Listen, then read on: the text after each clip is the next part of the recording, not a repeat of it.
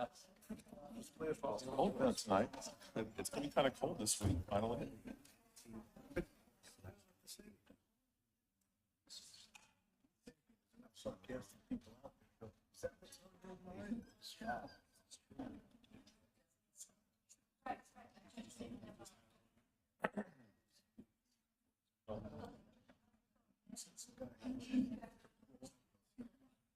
You ready?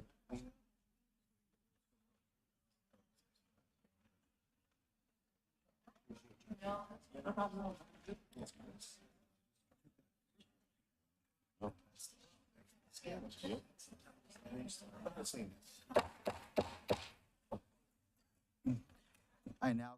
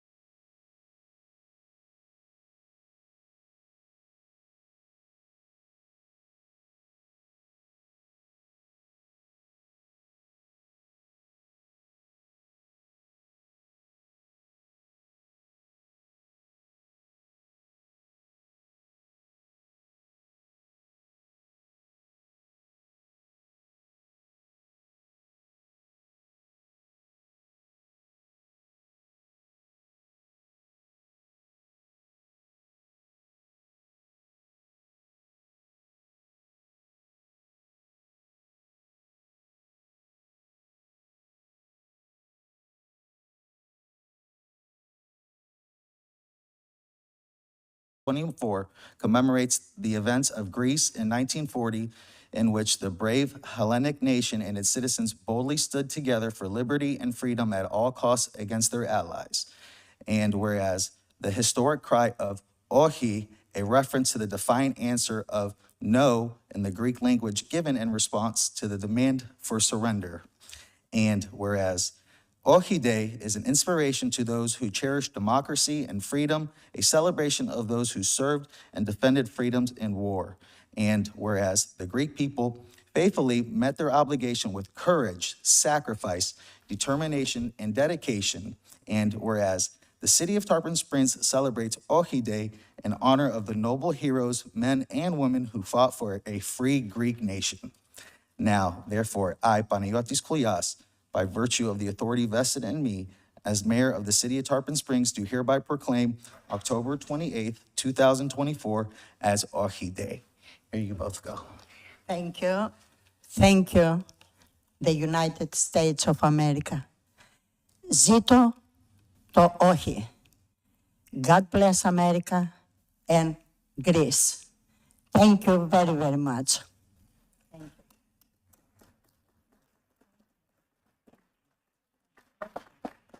Thank you all for coming, and I'm looking forward to maybe next year having the proclamation over at the monument like we did last year. Yes. And so we'll get that going. And just want to also put in good memory of Mr. Kostas Sosois. He was very instrumental throughout the years with the National Committee and the parades, as Ms. Vasilio knows. And so he helped do a lot for the community as well as the Greek community too. And so I just wanted to acknowledge him as well. And thank you both so much, okay? Thank you, sir. Thanks. Thank you. Our next proclamation is going to be planning and zoning. We get the whole planning and zoning staff. Are we missing anybody today? Nope, good.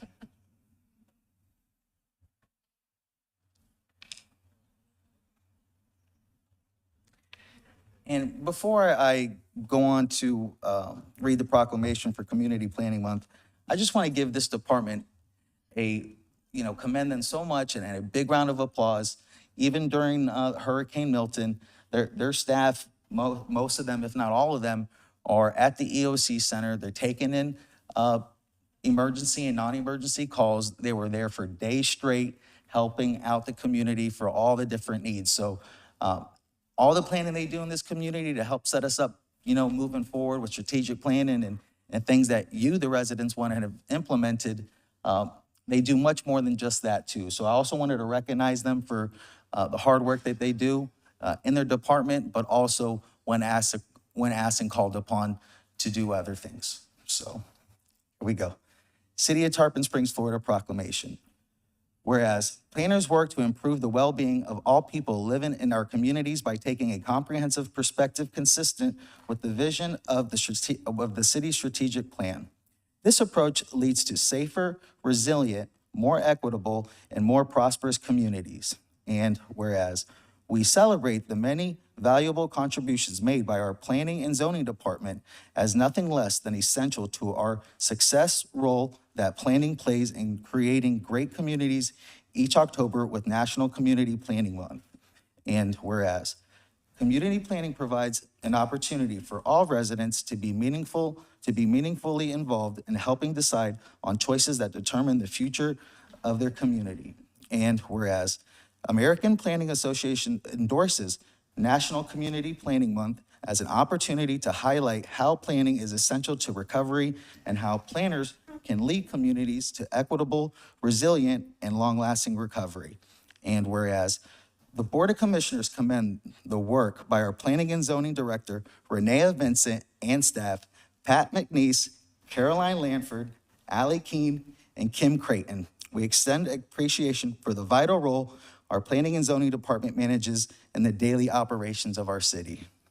Now, therefore, I, Panagiotis Koulias, by virtue of the authority vested in me as mayor of the city of Tarpon Springs, Florida, do hereby proclaim the month of October 2024 as Community Planning Month. Let's give them all a big round of applause.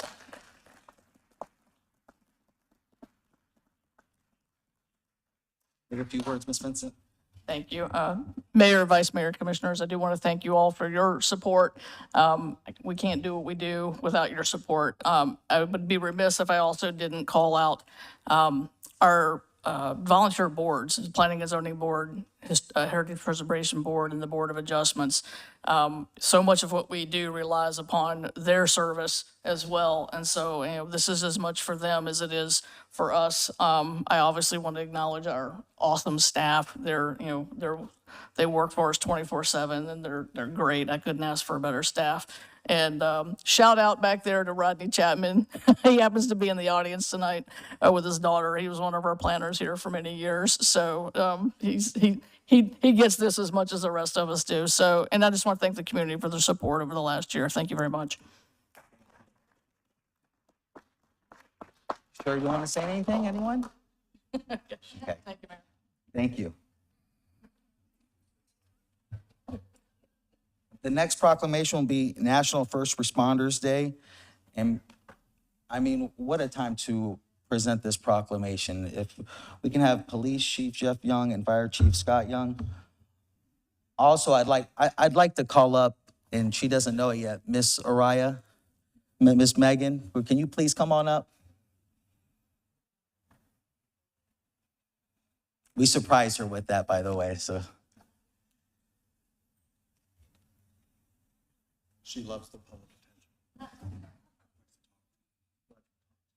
She likes, I'll tell you, she's been communicating a lot between the Pinellas EOC, the Tarpon Springs EOC, this lady, and I want to commend all staff. What's happened to this region and just locally in the Southeast area with these two hurricanes and the phenomenon in which they brought, staff has answered the call every bit of the way. And so I want to acknowledge all first responders, but also Miss Araya, Miss Megan. She's awesome. She's constantly communicating with the Pinellas EOC, other organizations within as they're getting information for our community. She not only relays the information that we have to give them, but also takes it in, constantly putting out situation reports during these extreme situations. And so I also wanted to bring her up so she could be acknowledged as well, because her hard work shouldn't go unnoticed.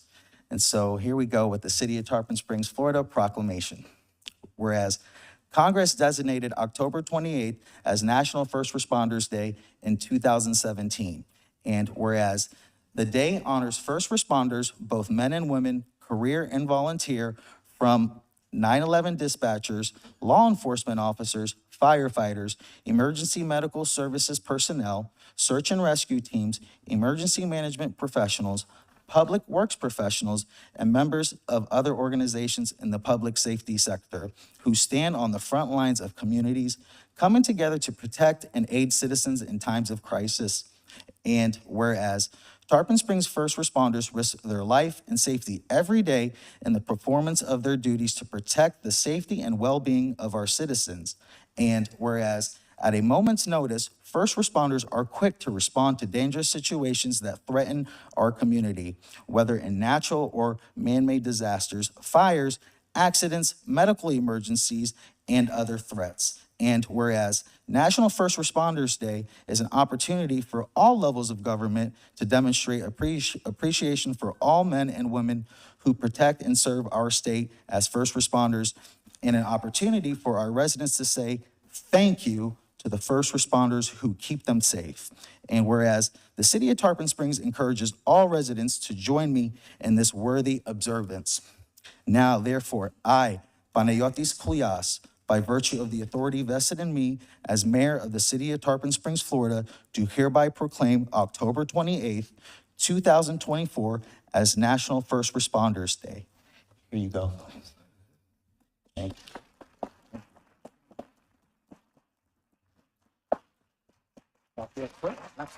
On behalf of my brothers and sisters at the Tarpon Springs Police Department, I want to thank you, Mayor, for the proclamation.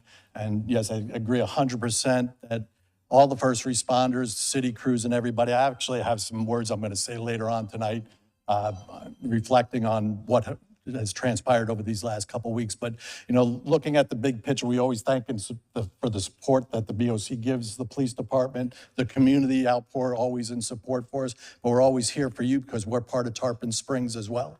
And we love our community, so thank you very much. I'd just like to echo what the police chief said. Thank you, everybody, for everything. The support to the fire department, support to our emergency management division. It's been a trying couple of weeks for all of us, residents and workers of the city. So we just want to thank you for this. Thank you for the support, and we'll keep working until we get the job done. So thank you all. Appreciate it.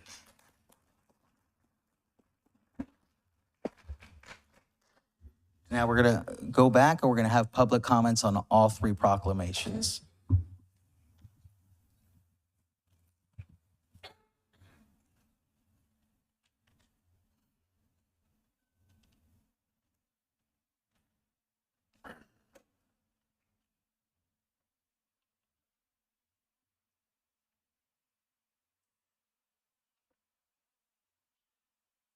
Are there any public comments on the three proclamations?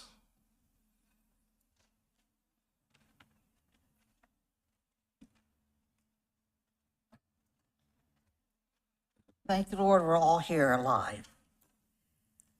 The proclamations, thank you, but let's not forget the men and women across the street who worked the streets, who worked the water lines, who went out in the rain with their trucks, who made sure the sewer stayed where it should be and not in the water in our yards and our streets. So much. And thank God that 3 members of this board let the fire chief get the high water truck. Thank God, because it saved a lot in this city. And it was wise that y'all supported it. And I'd like to see the community, when all we get back settled down, do something community-wide that we can help him get another truck, maybe the one with the fire truck part of it, because it did its job during these last 2 weeks. Thank you for allowing him to do it. And I congratulate you on bringing it before the city, because we didn't know we were going to need it like we did. And it was a wise move that 3 of y'all made on this board to say, get it. And we need to start looking at our police and fire department for their needs, because I'm afraid that this may not be the last. Let's see what next year's going to bring us. Hopefully we won't. Our community was devastated, torn apart. The sponge docks is devastated. How many people do not have insurance? What beautiful furniture was laid out on the streets. I wish there was a way we could cure it and take it. I've never seen so much destruction in Tarpon Springs, and I guess this is what they see in Europe during wars.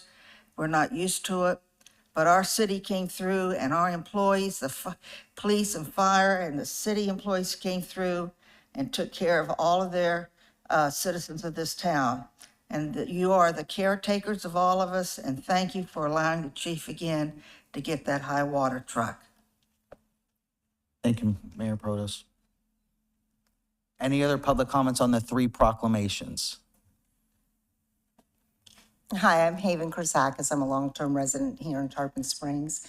And I would like to talk about our contract with Crowder Golf. If, Mrs. Hollis, we're going to have, I believe you can tie both of those comments into either the hurricane update or possibly just public comments that are overall, or as well as to the state of emergency. There's a few different items. Probably state of emergency. And so at 7:30, we're going to have the ordinances in which. So that's separate? Yes. So I can, you want me to come back? We discourage to try to talk about items that aren't Okay, related to no the three problem. proclamations right now. No problem. Thank you, ma'am.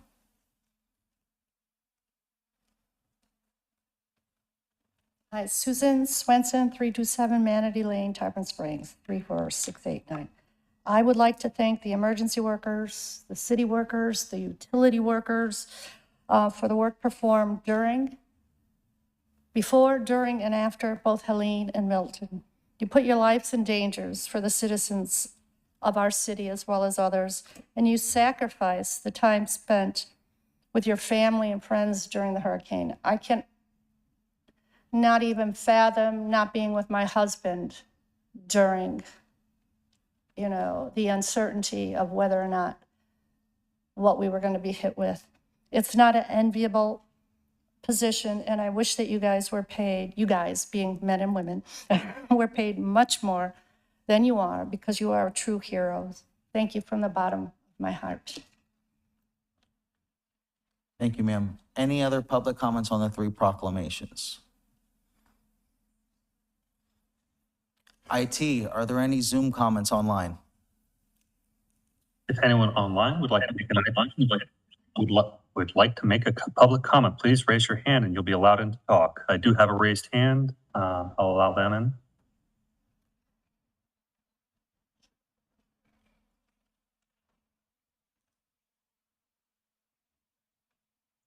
And they have lowered their hand and we do not, oh, wait, we do have one. If you can unmute and state your name and address for the record. Juliana Day, 413 East Oakwood Street. Can you hear me? Yes, we can. Yes, I would like to thank also the City of Tarpon Springs for their accurate punctuation and being on top of everything during the storm and right now doing the cleanup. I know it's going to take a while, but we thank you. Even in my community, the Union Academy community, we want to thank you all for the help that you all are giving us. Thank you. Thank you, Ms. Day. And we do have another raised hand. I'll allow the next person in.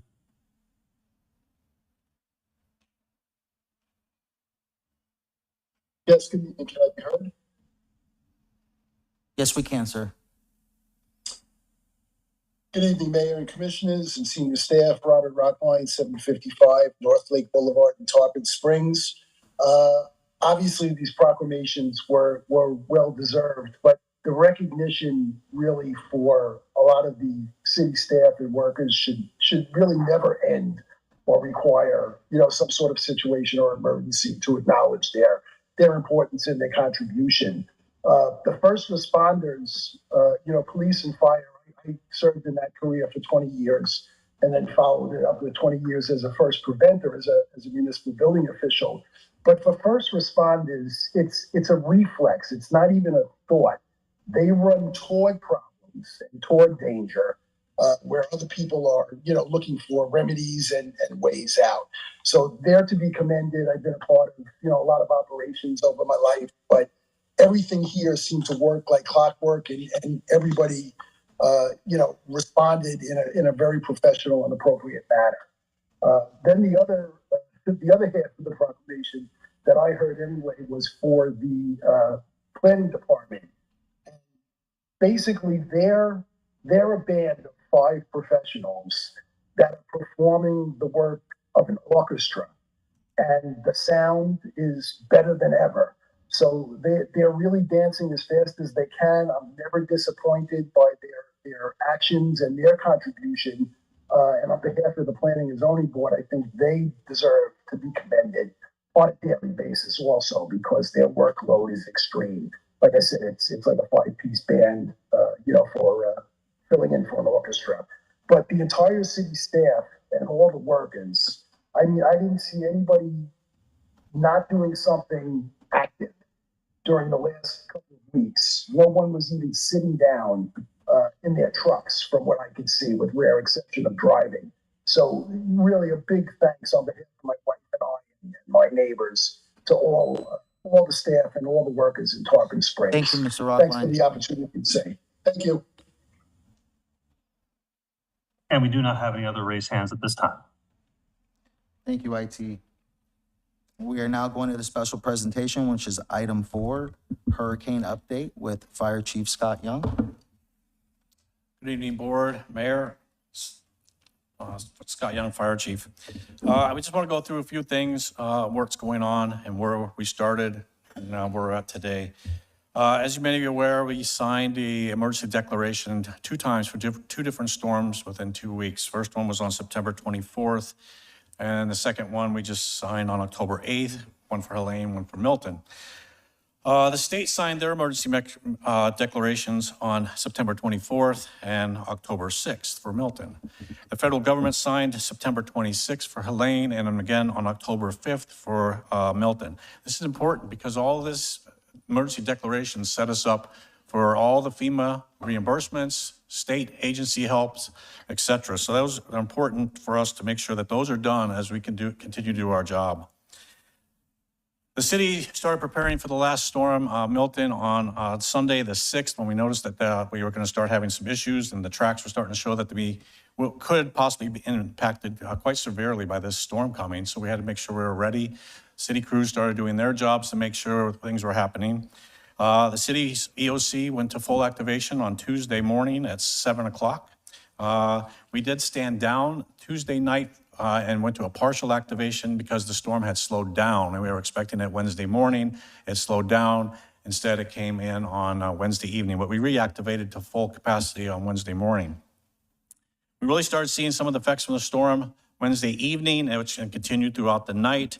It's the first time that I believe in my long career here that we actually brought all the first responders, public works crews, the police department, fire department, everybody in off the streets for multiple hours. I mean, we were just not running any calls due to the winds. It was just unsafe for our people to be out there. Meanwhile, the police chief and I sat there and watched the calls piling up. And it's a gut-wrenching feeling when you can't get out to do your job and you just have to wait it out until it's safe for our people to make it safe for everybody else. Hope we never have to experience that again. We were lucky that this storm went south of us. If it had come in a little bit closer, we would have taken the brunt of the storm. As you may recall, the track at one point had changed a little bit and it looked like it was going to come in around St. Pete, a little bit north of that, which would have been pretty devastating for us. If you've gone down to the St. Pete area and traveled around down there, they were in a lot of trouble down there. The winds were extremely high, over 100 miles an hour. We had some gusts here, maybe around 80 in town, but not sustained. They had sustained winds of over 100 down there for a time period. Had the storm come and hit us directly, we'd be talking, we probably wouldn't be here tonight talking because we'd still probably have to cancel the meeting. We'd probably still be doing stuff. We didn't experience the flooding like we did in Helene due to the fact that the storm's rotation pushed the storm surge off the shore, which helped us tremendously. Although we did get about 18 inches of rain throughout the town, which caused some street flooding and the streets that we're used to and some streets we weren't used to. But we didn't get impacted like we did with Helene, which was lucky. We got the winds that knocked the branches and stuff like that and some damages to some homes. Our city's RO plant and wastewater plant, they both had to be shut down during the storm. The wastewater plant went down because they lost power, and the generator lost power because of the water that was getting into it. As soon as we were able to, the crews for public works, the public services departments worked diligently to get generators back up online and get those operations going. During the storm, we did lose 19 lift stations throughout the city, which is a big deal. Without those lift stations, the water doesn't go where it needs to go. The crews diligently got out, started putting those back online. It took a couple days. So all 19, except for 4 of those lift stations are back online right now. The other 4 are small lift stations that only serve a few homes. So we're able to get our vac truck out and take care of it that way for right now until they can get those things, those panels and stuff back up online. So where are we at today? As you know, we had a comfort station set up at the community center, which provided bathrooms, showers, laundry facilities. As the storm came, they came in and had those removed, taken to a safe place across the state. The next morning after the storm, they reappeared. They brought them back, and they're set up over at the community center now for those that are in need. We've been getting some donations from different agencies. Today, we found out that the Humane Society was out in the community delivering dog food, cat litter. What they have left, we have over at this fire station on Huey. We'll be able to hand that out as long as supplies last. There's not a lot left. So if you need something, come by tomorrow and we can help you out with that. We got a call yesterday afternoon, 3:30, 4 o'clock, late in the afternoon, that the Red Cross was coming to town with their mobile unit, and they were going to be handing out about 250 meals from Carrabba's in the hard-hit areas. We haven't been able to confirm whether that happened or not, but they said they were coming, so we're taking it at face value that they did come out and do that. We tried to reach out to them today, but we've got no answer back, but thank you for that. We do have water available. We've been handing out water in the areas that needed it. We still have pallets of water, emergency water from the state and available at the rec center. We have water available at the fire department on Huey. If you need, please come by. We can get you some. Our damage assessment teams is the biggest thing we're doing right now besides debris, and I'll get to that in a minute, is going out, assessing homes, businesses. That's going to be a long, long process. So if you see these people out, just know what they're doing. They're trying to assess the damage so we can help the citizens out with all the documentation that we have to do out there to get it back to the state and the government. So that you'll see them out and about. We've posted a bunch of information throughout this event, both events, on our web pages, our social media platforms, and Connect Tarpon. Connect Tarpon is a great source. We post everything on there, what's going on in the city, anything that we find out that we can pass along to you, you'll find it there. If we know about it, it's going out on that platform. So please take a look at that. Residents who need help cleaning up after the storm, they can go to the request assistance through Crisis Cleanup at 844-965-1386 or by visiting crisiscleanup.org. They will bring a team in if you need help, and they will help you clean up your place. FEMA has opened up the individual assistance program again. They did that right after Helene, and they did it again and opened it up for Milton right after the storm passed. They also are offering the small business low interest loans to those that need it. You can go to disasterassistance.gov or use the FEMA app or call 1-800-621-3362. FEMA assistance is also available in Pinellas County residents who experience damage, losses due to Hurricane Helene or Milton. This may include financial help, temporary lodging, basic home repairs, or disaster-caused expenses. Again, go to the same website or that phone number to help you out. Housing. We have gotten some calls for people that are in need of housing. This is a big deal. The county and FEMA have set up hotels with contracts to help those people in need. So if you apply for the individual assistance online, or call them, they will help you and get you to the right people to help you get to a place of need. If you had roof damage and you need assistance, you can call and contact Operation Blue Roof. It's an organization that will come out and put blue tarps up on your roof for you and help you out. You can go to blueroof.gov or call 888-ROOF-BLUE, BLU for that if you need assistance. The county has set up a place in Clearwater at 1501 Belcher Road North from 9 to 5. It's at the Long Center. It's Insurance Village is what they're calling it. All the major carriers and stuff will have agents there to assist you with filing your paperwork that you might have to do for your insurance claims. This way you can help with the process with the FEMA stuff and your insurance all in one spot there. Today, we were notified that FEMA will be here tomorrow to assist with people that need help with FEMA paperwork. They will be at the community center from 9 to 7 every day. I don't know how many people they're actually sending in. It might be only a couple until they can bring more resources in. Again, that's at the community center from 9 to 7 starting tomorrow.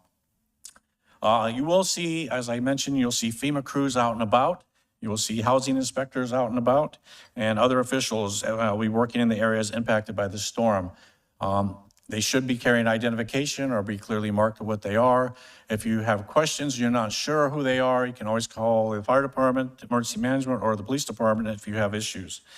We will be receiving some cleanup kits from the county tomorrow. We're not exactly sure how many they're going to give us. We asked for a pallet or two, and I believe those are going to be set up community center? Over at the rec center, community center, if you need some of that stuff. We have put mission requests again in for law enforcement to help with any of the unlicensed contractors that may be going around trying to take advantage of you. So if you have any issues, you can try to contact one of them if you see them out, or please contact the police department and they'll get involved if you believe somebody's not being what they should be.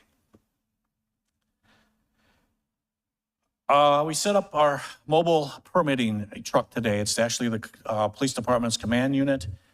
We set it up over at 116 South Pinellas Avenue in the city's parking lot. It's a mobile unit to help people with the permitting process to put their houses back together. We wanted to make sure we brought it out to the community so they could see it. It will be there, it was there today. Tomorrow it'll be back there. To assist you, the city has waived the permitting and application fees for those persons that are affected by the storm. That way they can get their processes started and get rebuilt as soon as they can. All right, now the big one, the debris pickup. Debris pickup is a major issue for every community in the region. We have never seen debris like this in my career and probably anybody's career here. We had two, as the pastor said, we've had two horrific storms back to back with tons of debris. The last time I've seen debris in this town in the 36 years I've been here is Irma, and that was just brush. We have never seen household products, people's lives sitting on the streets. It is going to take time and patience to get all this picked up. A lot of time. One thing people need to understand is the contractors that we hire, any contractor that you hire, cannot go into gated communities, okay? That is not allowed under the FEMA regulations. Mr. Funchen, our Public Works Director, has filed paperwork to get a waiver for that to happen. We're hoping that'll come back at any time. Or if the government or FEMA decides, yes, it's too much, go ahead and do it. We will be in there to get it. HOAs, private communities with gates are required to provide pickup services of their own. That's probably not what some people want to hear, but that's the hard truth of it. We will do whatever we can to get this waiver done and in process so we can get in there with our crews to get that picked up. None of us want to see it or anybody. We are estimating about 150,000 cubic yards of debris out there, okay? Right now, as of today, we believe it's about 20,000 picked up so far. Those trucks you see with the big trailers and everything else, you're not going to find those trucks in many other communities. Most of the communities that we've seen are using large dump trucks, et cetera. We have some huge trucks. So those trucks with those big trailers are considered almost like two trucks because of the load they can carry. We had a meeting yesterday with the county as a group and all the county municipalities. And as they went through and they were talking about what their cities are going through, and we had to give an update of what our city has done as far as debris. I can tell you when Mr. Funchen gave his report to the county, they all were stunned by how much debris we have already picked up. None of the other cities have gotten that much. In fact, a couple cities just started today since the storm got past us. They just started. We were on the road back almost immediately the next day. The crews had to leave to save their trucks and family members, and they were back immediately picking up. So we are doing pretty well. I know it may not feel that way. It's going to take time. They're telling us it could take over 2 months to get all this debris picked up. So what's going to happen? All those black bags that you see out there, those will be last. I know that's not what anybody wants to hear. But we cannot determine what's in those black bags without opening those black bags up. Because if there's chemicals in them or anything that shouldn't be in them, if they go into the main dump site, it can contaminate that main dump site, and now we have bigger problems. So those will be last. That way they can go in and open a couple bags at a time and see what's in there, and those will be picked up last. The main focus right now is to pick up the household goods. The mattresses you see, the refrigerators you see, the dressers and all that stuff, drywall, that's all the first line stuff that'll be picked up. After that, they'll come through and they'll get all the brush picked up, okay? And then the plastic bags. It's just not one pass that this will happen. This is gonna be multiple passes throughout all this time that they'll come through and pick up stuff. So if just because they don't pick all your stuff up, please realize that at some time they'll be back through to get all this stuff. I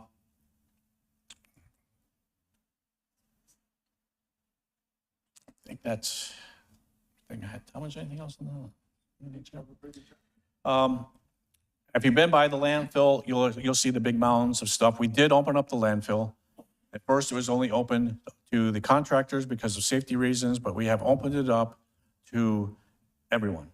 And there are no fees over there for pickup, correct, Tom? So we're not charging anybody affected by the storm with any fees for dumping. It's open 24/7 to whoever wants to dump their stuff over there to expedite it. If you want to get your stuff and you have a means to get it, you can take it there and we're going to take it in, okay? just because it's all sitting there, the process doesn't stop. We have to go through, the Crowder Golf has to go through and separate everything. So if you can separate your stuff at the corner, that would be great. There's some pamphlets on the back there that will tell you exactly how to do that. That's helped speed stuff up, but that can now, if you can do that. Some cancellations and closures. Sunset Beach took another hit out there this time around. I think this, Tom Function said they had to take multiple trees down, power lines are down. We're expecting, they have to bring sand in. We're hoping within 2 weeks, the beach will be back and ready. Hopefully sooner, but we're estimating about 2 weeks for that. The splash park is closed right now. It took some damage. We're waiting for parts to come back in so that can be up and running again. And the cemetery is closed. The cemetery got a lot of flooding, a huge amount of flooding over there. We have pumps working over there all day, all night, trying to pump it down. There's a power line going through the pond. So Duke Energy can't even get in there to get their power line taken care of because they can't go close to it. So they can't get to that. The end of the month was supposed to be a citywide cleanup day for all residents. That has been canceled due to the fact that we have so much debris out there, the trucks can't go and pick up the people that weren't affected. So that will be canceled, and we'll try to reschedule that for another day.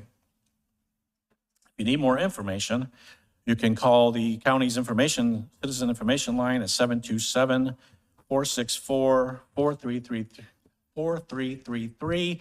And if you can't get a hold of anybody there or get what you want, you can always call us at the fire department, 938-3737. We'll try to get you the answers or find the answers for you.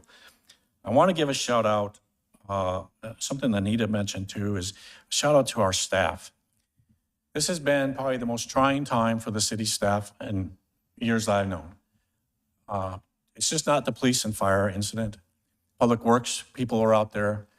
Public service people are out there. The planning department was out there. Our IT department was at the EOC. What you may not even know about the IT department is during the storm, City Hall went down. Power was out.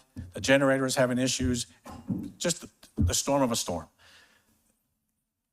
Suzanne's crew, the night crew, had to sit there at their computers and transfer all the information from the servers here to get the servers at our building online so we didn't lose any information for the city.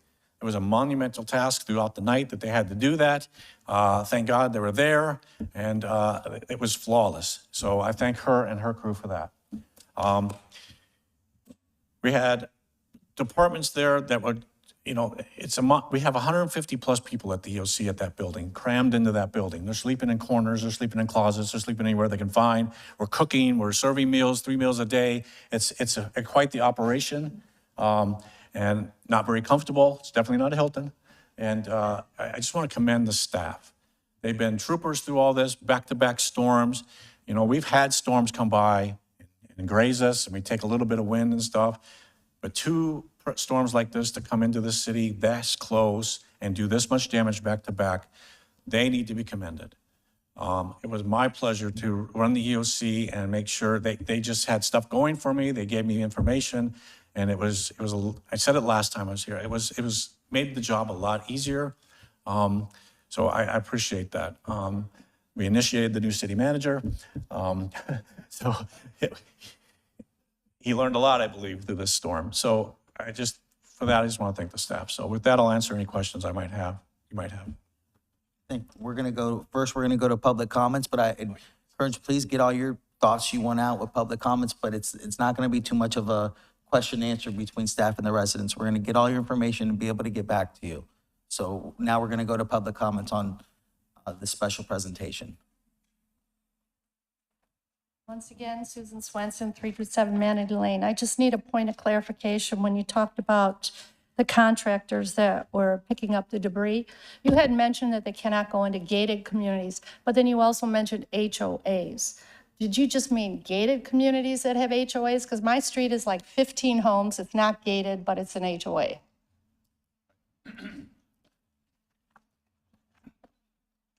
As per FEMA, any open private residence like that with open roadways, the city can go and pick it up.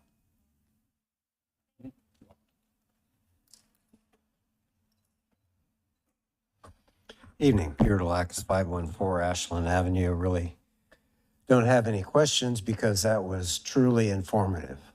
And I have to thank the staff for all the hard work that they've been through. We were very fortunate, thankfully, that we had a reverse storm surge. Because I was watching all through the night, and thankfully it kept going east a little further, but it had come up 20 miles north, all that debris be in the bayous and the river. And we're seeing what's happening up with Withlacoochee and the Alafaya and all these rivers still flooding. But a couple things that the chief mentioned that I would like to maybe expand on and broaden some of the discussion. You first started off with FEMA, and we've heard a lot about FEMA, and complaints and all this stuff. And if you want to really look, a couple of our representatives from this area voted against the bill that would have provided additional funding. So if you don't believe me, you can look it up. But I noticed Catherine Peters from the Board of County Commissioners had a press conference, and she was asking for FEMA to combine the two storms. So there's two as one, because as FEMA people know, usually you have to get your reimbursements based on individual storms. So I would like to see if we can coordinate with that.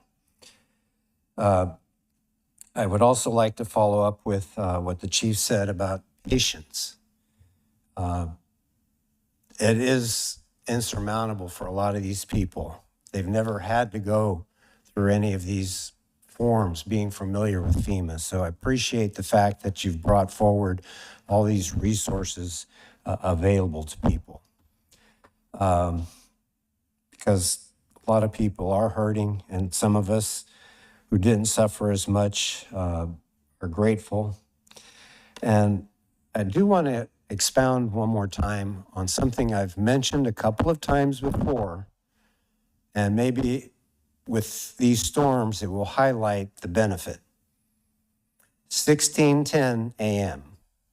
It's our radio station. It's licensed as a safety public service type station. I think it's only 5 watts. On a clear day, I can hear it at my house, which is about 1.5 miles, 2 miles by a crow flies. What do they tell you during a storm to prepare for? A radio. Your power goes out, you don't have your internet, you turn on your radio, turn on 970 or any of these other big, heavy broadcast stations that are doing 24 hours, 7 days a week broadcasting. Same thing we can do here. I noticed they did update some of the messages, so that's good. But if we could have a little bit more real-time notice through that, and again, if you're asking for waivers, I would just suggest go into the Federal Communications Commission and see if we can't do anything to increase our broadcasting power so we have coverage through our whole jurisdiction, all the way out to East Lake Road, out to Chesapeake and Sea Breeze out there. So I would ask that that be considered at some point. And lastly, I will close. A lot of what you've heard that's happened tonight is because of years and years and years of preparation and planning. And I know I've said my issues with Ellen, but she put that EOC there. Mark has pushed through and he's set up contracts always over the years. So as soon as something happened, people were deployed. So we have to give credit to some of the people before this group that has prepared us. Thank you, Mark. Next speaker, please.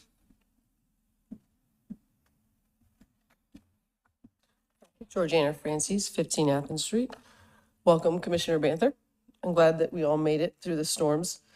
I had something else prepared tonight, but after listening to Chief Young, I kind of changed my comments. So, you know, in my job, when my clients get upset, the last thing that they want to hear is that I have solved other problems of other clients. You know, even though that I know that that makes me feel better and my team, my paralegals, and I caution them against that as well, because it's not what they want to hear. You know, it doesn't mean that we're not doing our jobs, but it's not what my client wants to hear. My client wants to hear sympathy. They want to hear that I'm listening, that I'm empathetic to their problem because it matters.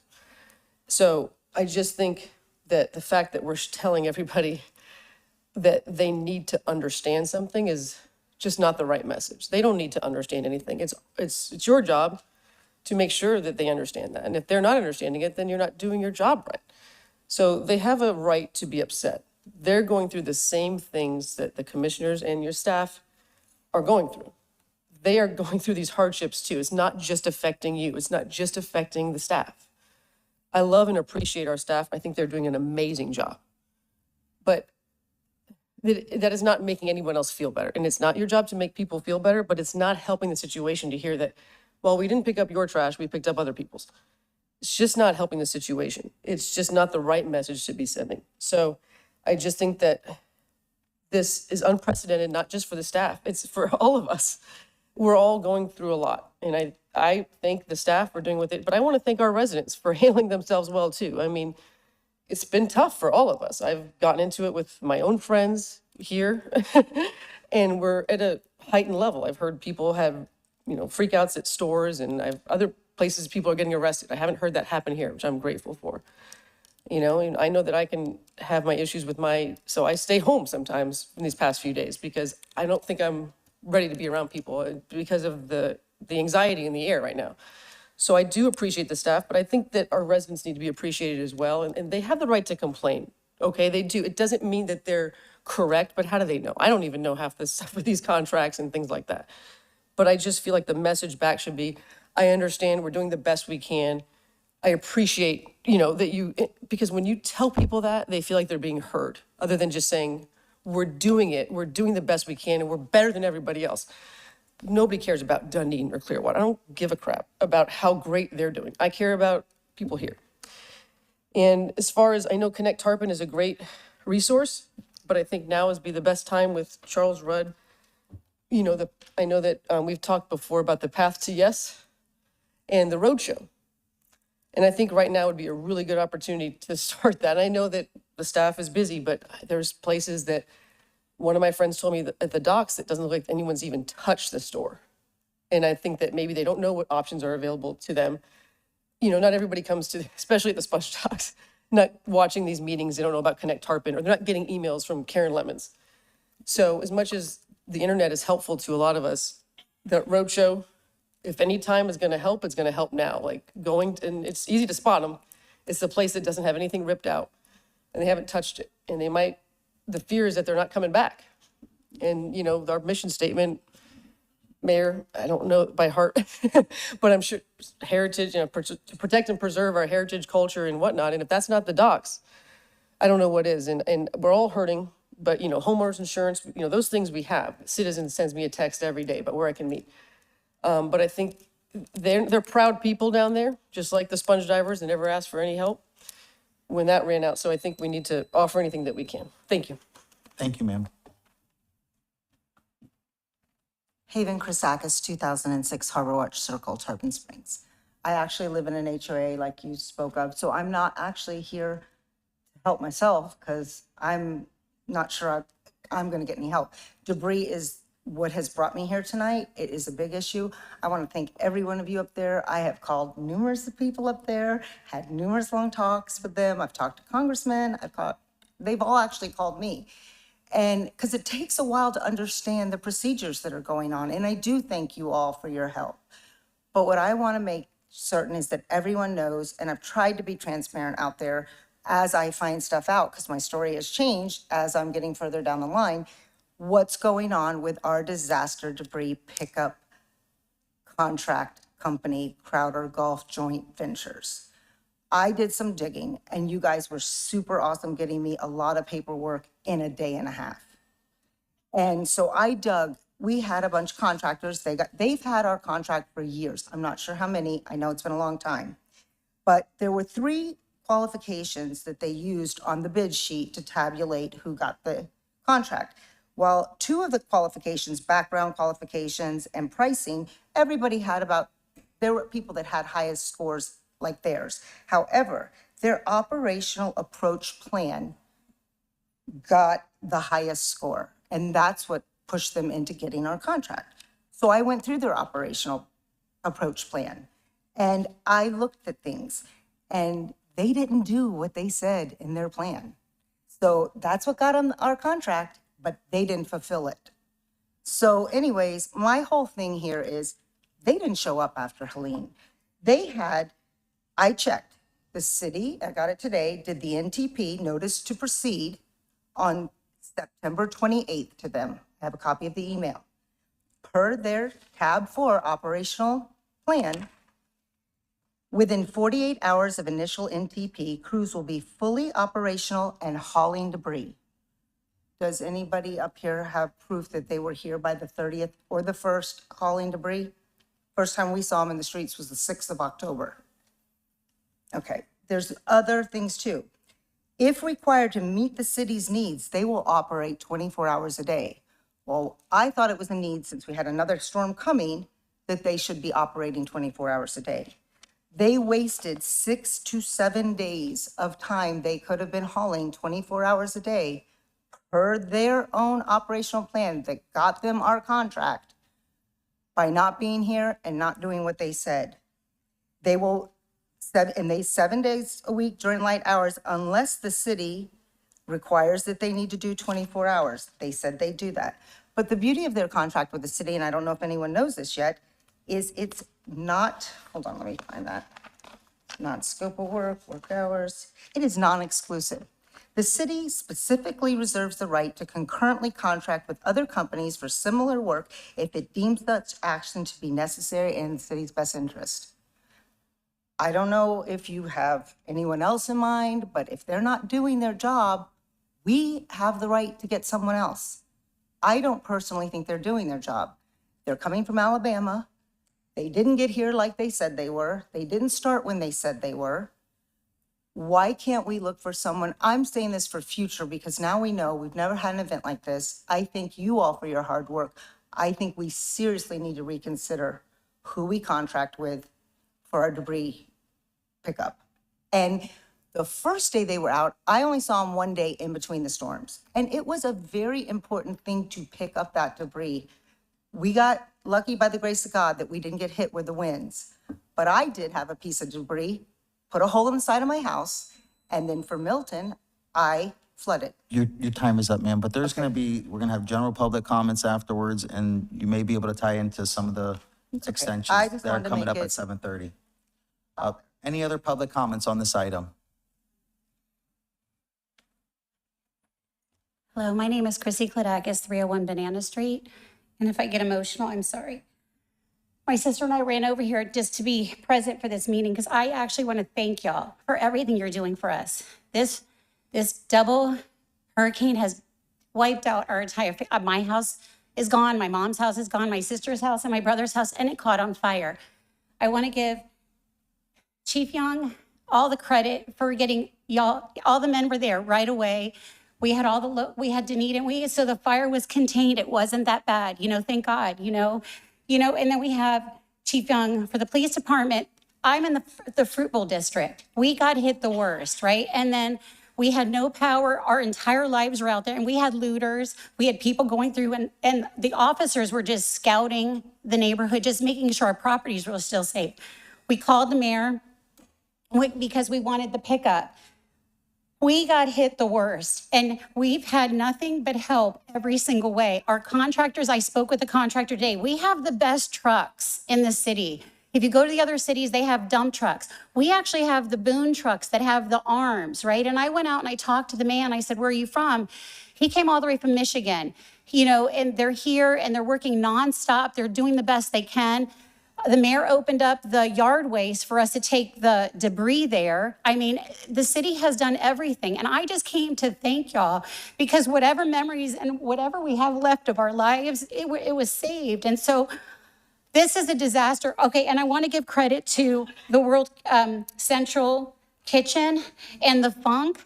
They're coming around, that is an amazing organization. They're cooking food and they're shipping it from Largo and they're bringing it to us when we don't have kitchens, we don't have power, we don't have light. And I'm sorry, I'm not trying to be emotional, but my entire family lost everything. And it's sad when you see your trophies out there and you see your family photos of your father that you lost. And, and just someone being kind and bringing you something to eat, or you just coming to say, I'm sorry, and you bring your entire team coming to help us. So I just want to say thank you so much. And that's why my sister and I had to come here and say that, because I know you're going to get unload. But we have professional contractors. The funk is, they have volunteers bringing us stuff. And there's a church, I'm not sure what it's called, but they brought volunteers to help me, because where my house is on Banana, because of the storm surge, I got all of the debris. Like, I got all the yard waste, because the fence, the boat, right, the boats. Oh, and we had the boat rescue. They came down our street. Our neighbors were coming with the dogs because they didn't realize the surge would come up so high. So thank you so much. I honestly just know that there are residents that appreciate y'all very much, and I'm one of them. Thank you. Thank you, Mrs. Kladakis. Next speaker, please. Katie Taylor, 1991, Douglas Lane, Tarpon Springs. I wanted to thank Chief Young and the police department, because although we have a lot of devastation from this hurricane, we have a lot of gas shortages. And some of these gas lines, I sit in a gas line for almost 45 minutes the other day, right up here at the Spartan. And the lines was coming from 2 different ways. And I got such anxiety, concerned about one of your officers, because one car jumped the line, and it was like a beehive. Everybody got out their car and started swarming this one car, and this one man almost got ran over. And we called the 911, and they came, and y'all organized those lines so it was less stress from people. So thank you, and I pray to God that your officers be protected, because we're in a carry state. People just carrying guns. One guy got a gun pulled on him up in Pasco County. So I was thankful that your officer was safe, that he did bring control on that situation. And I thank you for them being out there putting their life on the line just for us to get gas. Thank you. Thank you, Ms. Taylor. Susan Swenson, 327 Manatee. I just want to say a few things. I know that it's really important time to support our local businesses, our local shops, if you can.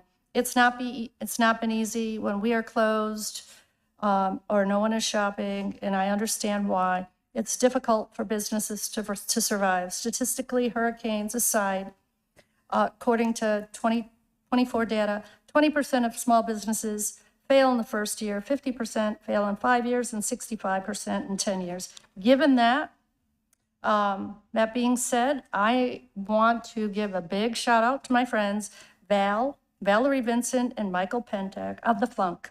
They started a grassroots effort to feed and supply, I get the shivers here, crucial items to those affected. And working with many others that have assisted, they have helped thousands and thousands of people, some days serving 600 meals a day. They have Amazon delivering truckloads to them. They have people from all over. It has become mind-boggling. I want you to thank them and everybody else who's helping the community. But let's give a big thank you. I don't know if you realize, but they just moved from my neighbor being on Lime Street out at 1208 Pinellas Avenue North. I know you know where that is. Across Pinellas Avenue from Captain Jack's and in the community of the Eagle's Nest. Please, please, if you can, go to their Facebook site, share it, share it, share it, share it. And if you can, shop at their store, visit their store. They are hurting like the rest of our small businesses. So let's give back to them. Thank you. Thank you, Ms. Swenson. Mama, okay? Yeah, we have a shipper. Anita Protus again, 901 Bayshore Drive. What about Craig Park? I know we lost one tree. Is that right? Maybe. They're looking into it very hard. Okay. Did we lose any more? Because I couldn't get in there to see the other day. They had it taped off. Those are old trees. What about Howard Park? I know it's county. Anything about that? The trees and... We haven't heard much from the county about Howard Park. Okay. I just know it's closed. I think they're still trying to assess all their parks and see what they have before they start opening them up. remember a lot of the sand and stuff, just like we did at our park, washed away some areas of foundation that we have to replenish. So they may be trying to make sure everything's safe in that aspect. As soon as we hear that it's open, we'll definitely shoot that out to everybody to make sure they know it's open. Well, I'm just really concerned about Craig Park. I'm selfish. It's one of our icon spots in Tarpon. But you know what's happened here? It's brought people together again. It's brought people together. They're helping each other. We haven't had that here in a long time. And maybe this is going to be our medicine to be a community together and the friendships we used to have. Thank you. Thank you, Mayor Protos. Any other public comments? IT, are there any Zoom comments? If anyone online would make a public comment, please raise your hand and you'll be allowed in to talk. And we do have a raised hand. Allow the first person in.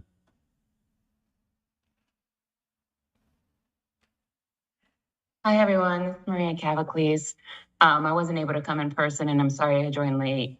I just heard Ms. Proto say that the recent events have brought the community together. I live on the corner of Banana and MLK, and we did get a lot of flooding there, just like the Fruit Street, that's Chrissy said. And I just wanted to say that I do believe this community is the strongest I've ever seen. I have a lot of friends in Tampa and Oldsmar and St. Pete, and they did not have all the help that we did from our community. So I do agree with everyone on the positive side of the hurricane impact. But I do also think that the debris pickup was very scary for me. Only because of Milton coming up behind us. So I've been speaking with Haven as well. And we did look at, the contract and all of that. She went through the details. There's no need for that. But there's no, pushing on anybody within the city officials or the community. I do think our town did an amazing job and we have an amazing community. However, from a professional perspective, the debris pickup coming that late, especially with Milton coming behind us, it was a very scary event for some of us. I don't know if everybody felt like that, but I will tell you, I was freaking out. I was texting Panayoti.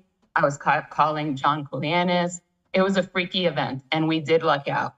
So I think there's a lot of work to do going forward in case it happens again. We do live on the west coast of Florida. We are prone for hurricanes. More likely than not, we will have flooding again. So that's where it's important for us to have that contingency plan and to not allow that to happen again. Again, will we have a double whammy? Nobody knows. But that double whammy was very scary for a lot of people. And sorry if Bobby was yelling in the background. So. Thank you, Mrs. Cavacles. Nick, do we have any other IT comments online?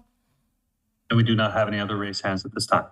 Thank you. We're going to get back to the commission. I know we might have some questions, concerns, and all I can say is we're running just a little bit behind with our ordinances hearings, but I know this is a very important topic that we're getting into. So, Commissioner Eisner? Thank you, Mayor. So when I'm sitting up here, I'm taking notes down of what people say and some of the ideas. So none of this what I want to speak about is any orchestrated order. So if I'm out of order, forgive me. But I also want to thank the Funk. My wife and I stopped by there, and they are doing a just unbelievable job giving people supplies, food, all kinds of things that I just cannot imagine. I also want to thank the staff. The staff has been amazing. I've not been able to get around very much with my foot in a cast, but I do when my wife allows me out and she drives me around. I do get to see it. The police have been just amazing. I know they've had to guard our town because we had a mandatory evacuation, and I can't thank you enough. I didn't really hear anything out of the ordinary, so I do want to thank you for that. That was just amazing. The fire chief and all of the fire department, a lot of people don't realize salt water and lithium batteries and electrical, they run out don't shut their electric down. There's just a great deal for fires. I do want to do a warning to people. In any time of national disaster, there is always the unscrupulous type of person who will try to scam you. So what I'd warn you about is be careful. When you're at a disadvantage, try to get another estimate. Try to see that you're getting a recommendation from somebody else before you agree to anything.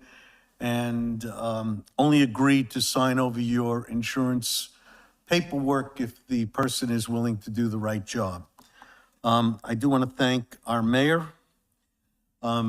Everybody that seemed to call me had called him, and I'm not so sure that he's as thrilled about being the mayor after these calls. He's had a really, really tough time, as well as our city manager.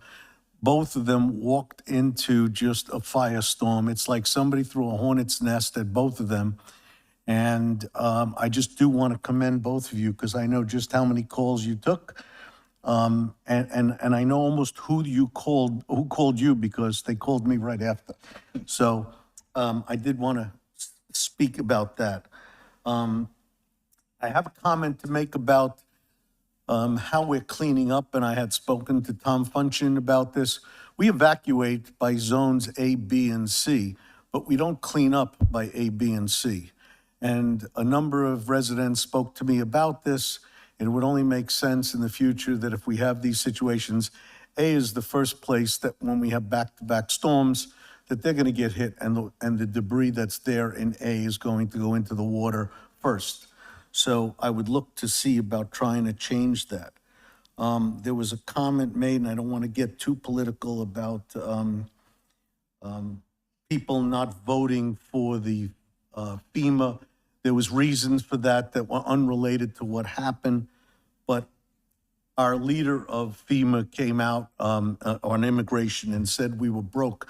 That's not the brightest thing to start off, to making people feel calm, and then rewarding people with $750 when they've lost between $20,000 and $50,000 or $100,000 was also not the brightest thing to be said. I've been through 5 of these storms before. I'm a professional restorator. I've been through this. I know many of you haven't. It is probably the most disheartening thing to throw out all your personal items. I had tears when I was listening to you speak just now. Saturday night, I finally got to the point where we've been getting, as a commission, 2 emails a day from our rep, Kimberly Kipp. And I called her, had an hour conversation with her, and I asked her point blank, why are we not having any FEMA help? And so she explained to me that, and I want to share this, the problem that comes into play is, and I had this conversation with, I think, the chief, with Mark Lacoris. What volunteer groups do is they come in and they bring you water and ammonia and bleach and clean up things that the fire chief spoke about, but they are volunteers, and they get, when they donate that to you, FEMA comes in and reimburses them. So if FEMA doesn't reimburse them, they don't come. So I know I heard a couple of things about dates.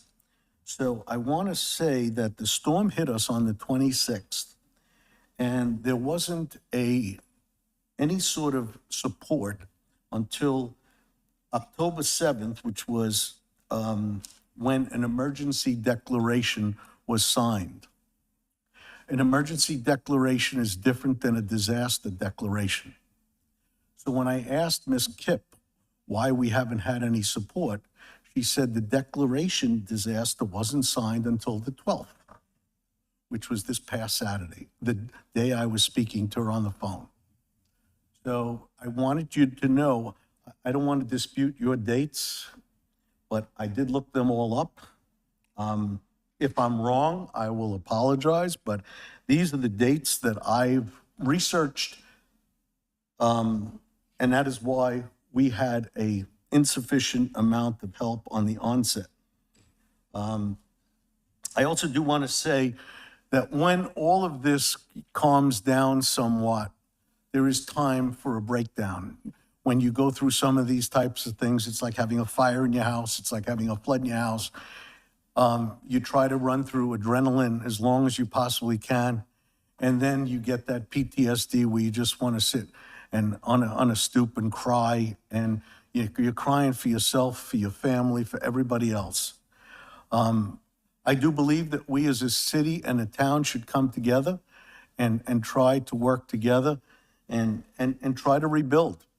I don't know what the outcome will be from this. I can only offer advice on if somebody wants to call me for, giving you restoration advice, and that's all I can offer.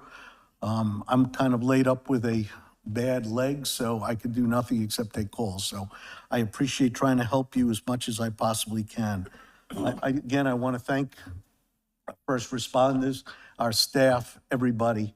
You guys just did a stupendous job, and I do want to thank you. So that's all I want to say. Thank you, Commissioner Eisner. Commissioner DiDonato? Well, I just simply want to commend staff. I didn't go through it with you. I didn't stay up 30 and 40 hours like some of you did. But I really appreciate that. I appreciate the people of Tarpon that have come here tonight. It's a bad situation, but if we stay together, we'll get through it. If we help each other, we'll all survive. So I'm just grateful. It could have been a whole lot worse than it is. Not that it isn't bad, it is truly. But God has blessed us one more time, I feel. And I'm grateful, and I'm grateful for the people that took the time out of their evening. I know you were all busy. You took time out to come and say nice things. And when you go through what our staff has been through, not to mention the rest of the people that live here, it's very, very important. So again, I just thank you. Can we get better? Yes, we can. And are we better today than we were 10, 15 years ago? Yes, we are. And I see nothing but progress, and together we'll continue to do that. So just my hat's off, Scott and Jeff, to you and your people, to planning, all of staff, Public Works, Town Functions Group. Just very grateful. God bless. Commissioner Banther? First, I do want to thank our police and fire. I got to ride a Irma with you all in 2017 and see your operation then. Of course, these two storms were much more serious. And back when I was in office prior, I always touted the benefit of us being a full-service city, and that comes to light in these situations because we maintain control and autonomy over everything we do. We're not having to wait on the county or the state for things as much as some of our neighbors here in Pinellas County. So thank you very much for that. I would put you guys up against anybody else in Tampa Bay. Mr. Rudd, could you don't have to say this now, but could you get us clarification? I know there was comments from the public, and I'm curious as to that contract with the debris collection. Did they start on time? What are the parameters and what are the parameters for working 24/7? I imagine that's not just us saying please work 24/7. I imagine there's some parameters in place. But I think getting clarification on those two items would help. I do know I have friends down in Safety Harbor. We saw them Saturday night. I don't know if this is entirely true, but their city did not adequately procure a contract prior to, or not in the same fashion we did. And the governor was able to get their contractor and move them over to the beaches. So I am very thankful that we do have a contractor here, albeit I'm sure there's room for improvement, that is actively helping to pick up all this waste, because I was terrified if we'd gotten that storm surge, what the city would have looked like a second time. And by grace of God, we just did not. Also, Chief, did you want to respond to Commissioner Eisner's comments about the date on that declaration? Maybe that had to do with being two storms, and was there two different declarations? There are two different declarations. The declaration, I have it in front of me, was signed by the president on October 5th for federal assistance and to activate FEMA and Homeland Security. So like, when that's signed is just outside of our control Right. entirely. He has to, the president can't sign federal declarations until asked by the governor of the state. So he waits till the governor says, we need help. That's how it works. Thank you. And a lot of the comments up here, I know like Ladaka says, what you said is it's just heart wrenching to go through town. My house stayed dry by just 2 houses. That's how lucky I got. I have neighbors 2 homes down, not nearly as lucky. And it's just heart wrenching. But I think from both behind this dais and the public, and we need to give each other grace in this situation. We have never faced this before. I've been born and raised here. We had the no-name storm in the 90s. We had a lot of close calls. Irma was our scariest call in 2017, and now here we are. So there will be a postmortem on this for sure, and hopefully, well, I know we will be better prepared next time. Hopefully, there is not a next time with 2 significant storms. But I think we need to give each other a lot of grace and validation. But I have no doubt that we will get through this. We will get through it better, I think, than most municipalities here in Pinellas County. So thank you. Thank you, Commissioner Banther. Vice Mayor Kulianis?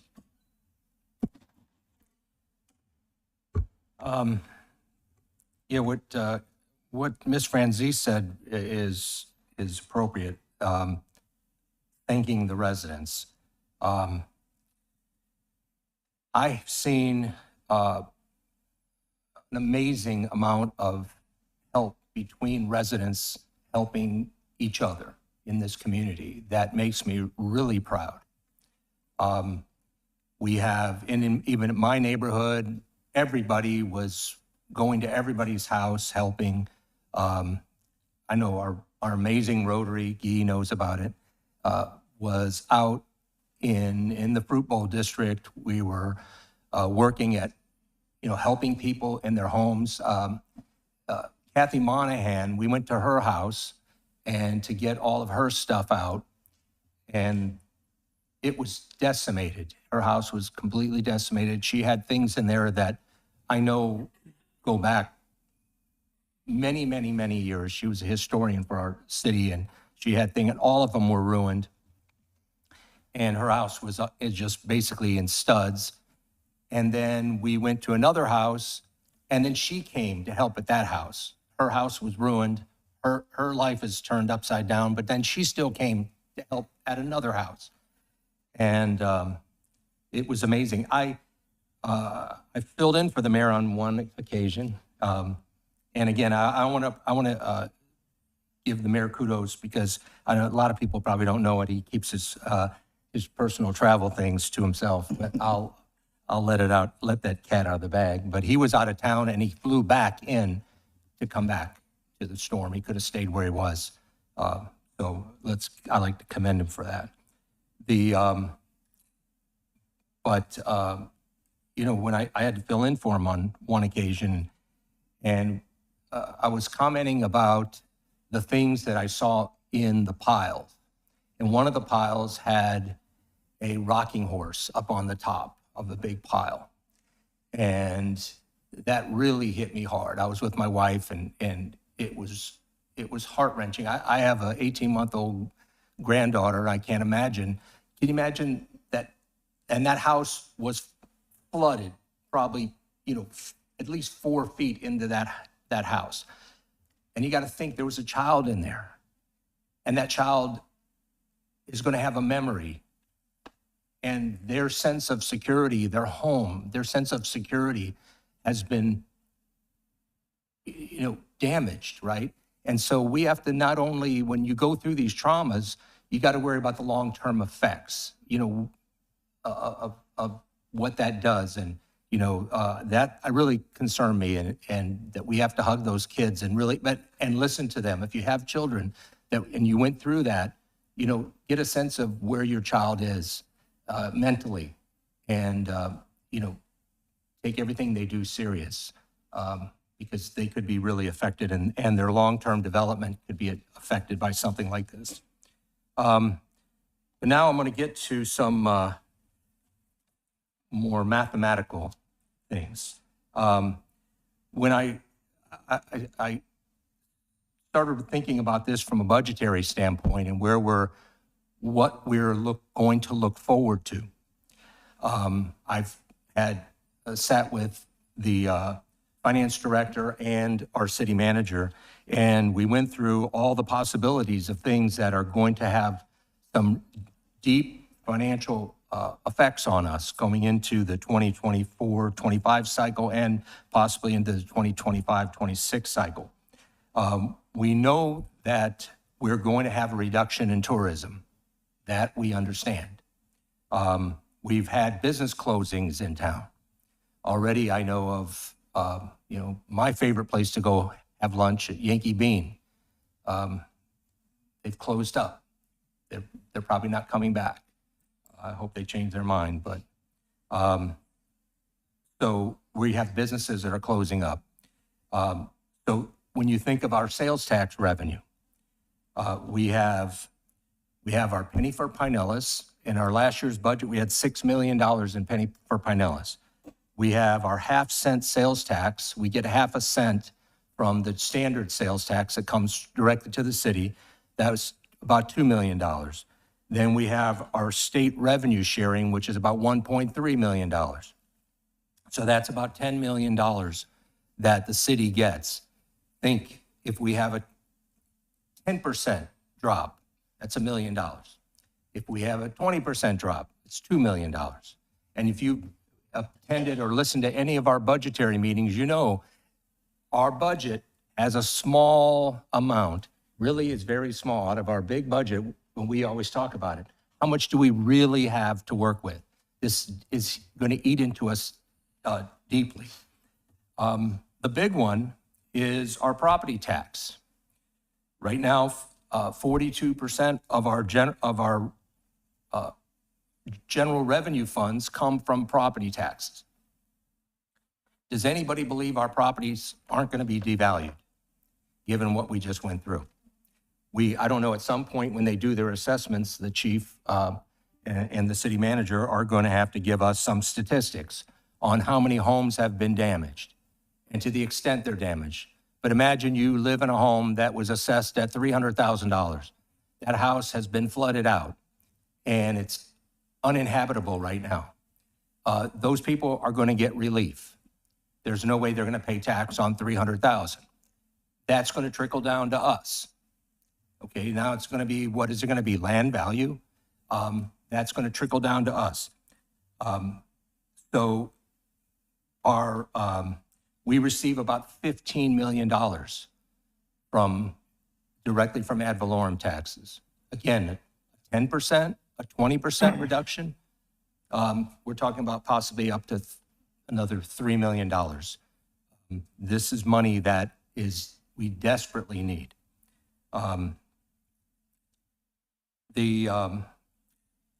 Again, our biggest sources of revenue, believe it or not, are our services. And the biggest portion of our services are water and sewer fees. All these uninhabitable homes aren't using water. Those fees are going to go down. And that represents, finance director's here, but I believe it represents about 45% of our total revenue. Again, that's going to hit us hard. And then when you look at, okay, from the fee standpoint, so there we could easily hit $6-7 million in reduction in direct revenue. Now let's look at the expenditure side. Helene cost us about $450,000 in overtime. It was not budgeted. We don't even have the amount for Milton yet, but Milton had a longer ramp up of time than did Helene. So that's going to exceed $500,000. There's another $1 million that we're going to have to come out of pocket. The debris removal, now we're going to get assistance from FEMA, but the city it's about $4 million. So the city has to front 50% of that up front. We apply for the other 50%. I hope that they expedite that to us, but that creates cash flow issues. I was sitting with the finance director and talking about where that money is going to come from. And we have to juggle it between, because we don't want to go below our reserve requirements to keep our city healthy. Our infrastructure repairs.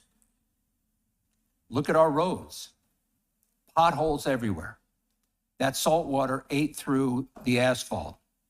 So we've got potholes all over town. Sunset Beach, we've got to restore that. That's going to be an expensive proposition. Again, we are going to apply for assistance. We're still waiting for some money that has been applied from hurricane from last year. So there's the immediate relief that we get that I appreciate from FEMA, but then there's all these add-on things that we apply that takes lots of time to get. Again, going to affect us. The city manager, and again, I want to really thank him. He jumped in to a situation, obviously nobody anticipated when they picked the date that he was going to get here that this was going to happen. But he's been a really calm, decisive leader. I got to spend a little bit of time in the EOC. They threw me out faster than they did you. But I saw how he handled himself, and we're really fortunate to have him.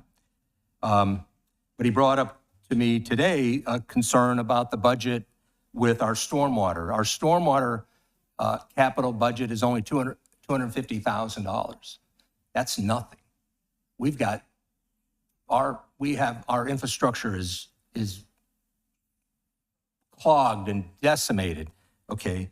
Again, we're going to apply for whatever grants and things we have, but we've got to now kind of, when we talk about our city getting together, we have to also be really prudent with where we spend money, how we spend money. And we all got up and praised our staff. We don't want to lose staff. So they're going to be, we have to take care of it with, again, without hurting any employment of any of our people. Going forward, we've got, and again, this city manager and I had this conversation about what the priorities need to be. We need the drainage for rain, right? Right now we have we're flooding on just normal rains. Our water retention and our basic drainage systems aren't functioning well. We have to make a priority about taking care of rain. Then the effective control of tidal flooding. So we got just rain, and then we got these really high tides we're getting, these king tides. We're going to have to address, and we got to do whatever efforts we have for erosion. And we talk about, and we don't discount this storm and say, well, it's just once in 100 years. We got another 100 years to get one. No.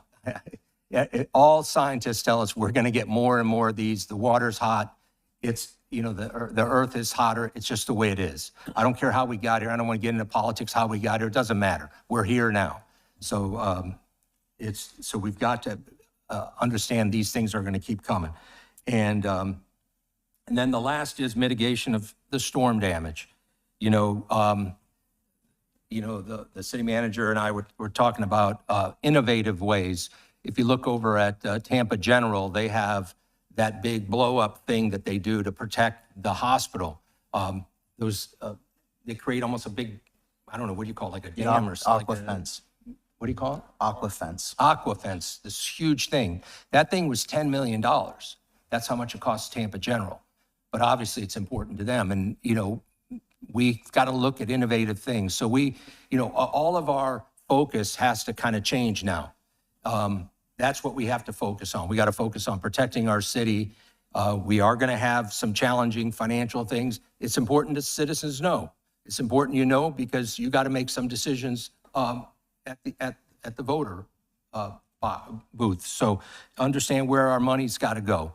And it's just where we are. So I apologize for having to give you the bad news, but we're adults and we need to know it. So, thank you. Thank you.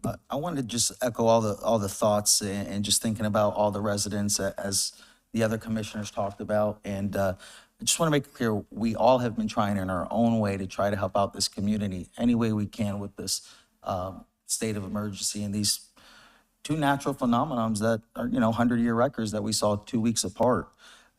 As far as the storm pay for the staff, I know there's different storm pays or whatever the situation. We need to look at that a little bit better for some of these workers.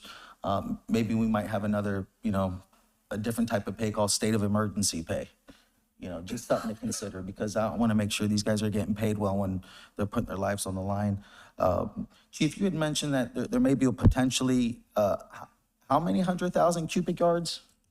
Tom told me today that they're estimating almost 150,000 cubic yards, but that could also go up. That's an estimate, so it could be more than that. Sure. So, that's a lot of debris so, from what I understand, and we're definitely ahead of other cities and unincorporated areas. I was going to post numbers about how we were ahead of some of these other cities starting up, and then obviously Milton came, so it didn't matter at that point. But this debris pickup, it's set up in 7 different zones. We have, as we talked about with the gated communities and the HOAs, fire chief and staff have already reached out to FEMA to waive the permits. That way they can go inside, so they're waiting to hear back. Is there anything that any of the HOA presidents need to do with the city? Do they need to contact the city in any way? No, they can contact us to get updated information, and we'll give it to them as we get it. We'll let them know. Okay, and so we got, with these 7 zones, we currently got 5 trucks. They are bringing in 2 more big trucks about the middle of next week. And Mr. Function's done a great job. He's taken, criticisms, departments left and right, and the guy's really probably hasn't slept in weeks with everything going on. So I commend you, sir. He's taking a lot of criticism, but doing the best as he can to look out for the city and the long-term and immediate plans after this pickup to get the debris going. We also have, we got 5 big trucks. Several of them carry 150 cubic yards at a time. They can get filled up 4 or 5 times a day. That's almost 750 cubic yards. I would like to see the city potentially post some of those cubic yards that are being collected daily. I just think it's a nice thing that the residents will see what's being collected. We got the 2 other trucks that are gonna be coming midweek. You can't have all these big trucks operating right now with a lot of the smaller contractors coming in and out. So, it's gonna smooth out. We have, they're bringing in a few more trucks that are lighter or smaller trucks. They help go around some of the cul-de-sacs and some of the smaller roads to pick up debris that the big trucks can't really get to. Either they have to back into to get to some of the spots, or really they just can't maneuver. So these smaller trucks are coming in right now. They have 2 white good trucks that are going around collecting the white goods, which are, Fire Chief, like washers, dryers, fridge. Yes, that's the materials from inside the home.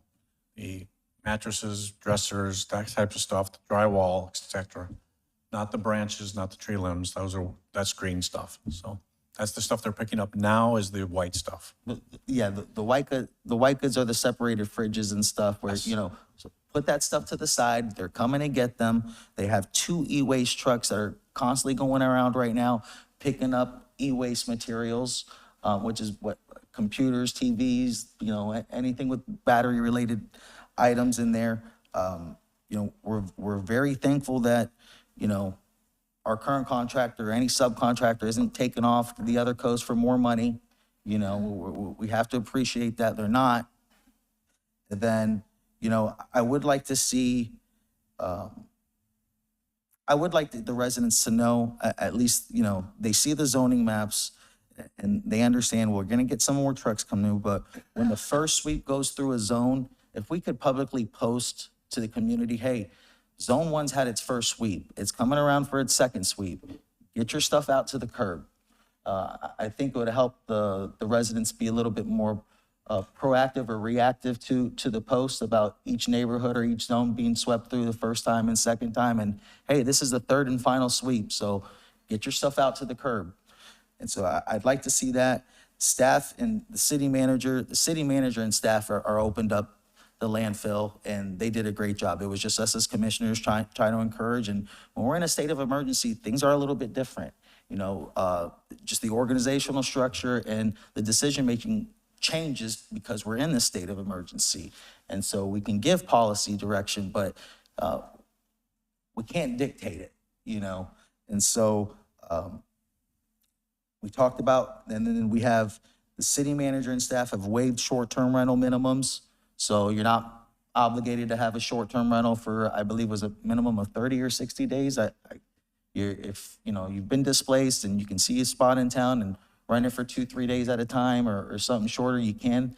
This is temporarily, and I'm sure at some point we'll give a well-advanced notice about when it's, you know, when that temporary ends up going away.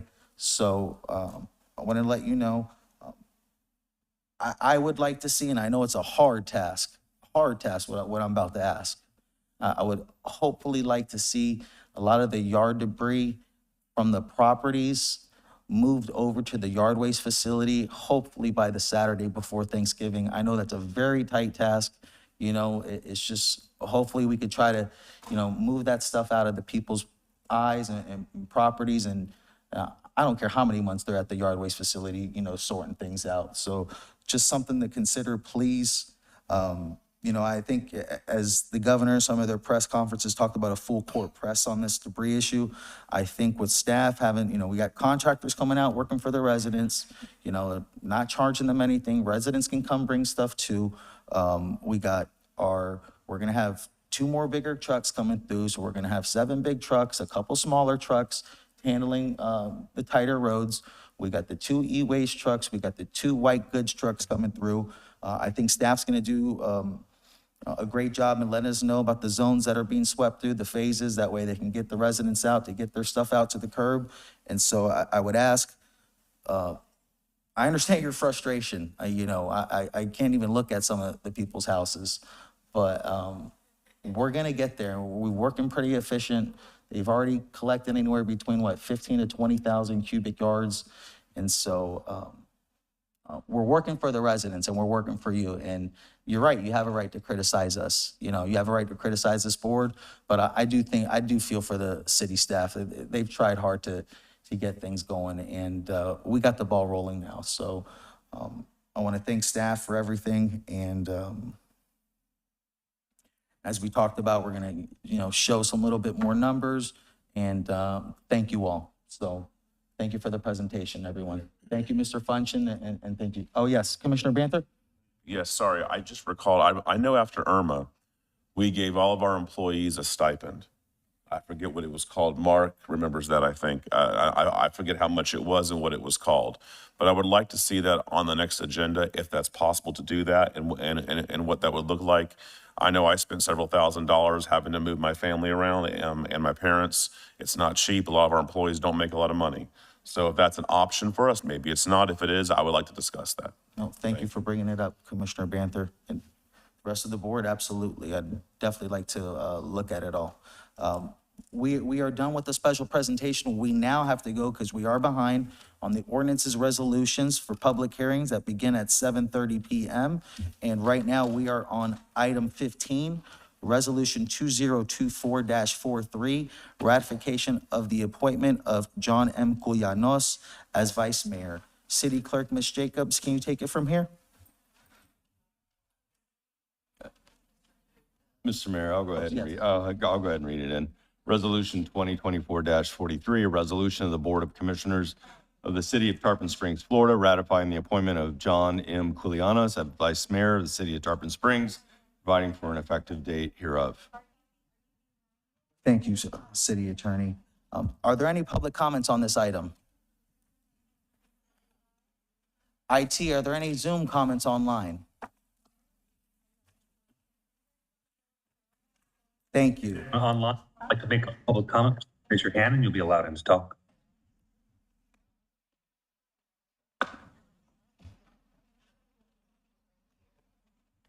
And we do not have any raised hands at this time. Thank you, IT. Hearing none, the chair will entertain a motion to approve Resolution 2024-43, ratification of the appointment of John M. Kulianos as vice mayor. So moved. Second. Thank you. There are no commissioner comments. Ms. Jacobs, roll call, please. Commissioner Banther, Yes. Commissioner DiDonato, Yes. Commissioner Eisner, Yes. Vice Mayor Colianis, Yes. Mayor Kulyas. Yes. Item 16, Resolution 2024-44, designation of certain officials as authorized signatories on negotiable instruments of the city. A resolution of the Board of Commissioners, of the City of Tarpon Springs, Florida, designating certain officials as authorized signatures of negotiable instruments of the City of Tarpon Springs, period. Thank you. Are there any public comments on this item? IT, are there any Zoom comments? And if anyone online would like to make a public comment on this item, please raise your hand. You'll be allowed in to talk.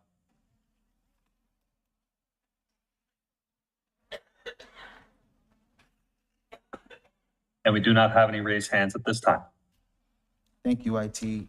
Hearing none, the chair will entertain a motion to approve Resolution 2024-44, designation of certain officials as authorized signatories of negotiable instruments of the city. So moved. Motion approved. Second. Thank you. There are no further comments or discussion. Roll call, please. Commissioner Banther, Yes. Commissioner DiDonato, Yes. Commissioner Eisner, Yes. Vice Mayor Colianis. Yes. Mayor Kulyas. Yes. Item 17, Resolution 2024-45, ratification of Executive Order 2024-04 and Executive Order 2024-06, extending a state of emergency for Tarpon Springs due to Hurricane Helene. Mr. Mayor, a resolution of the Board of Commissioners of the City of Tarpon Springs, Florida, ratifying Executive Order 2024-04, extending the declaration of local state of emergency to October 15, 2024, and ratifying Executive Order 2024-06, extending the declaration of local state of emergency to October 22nd, 2024, and providing for an effective date hereof. Thank you, City Attorney. Are there any public comments on this item? IT, are there any Zoom comments? If anyone online would like to make a public comment on this item, please raise your hand and you'll be allowed in to talk.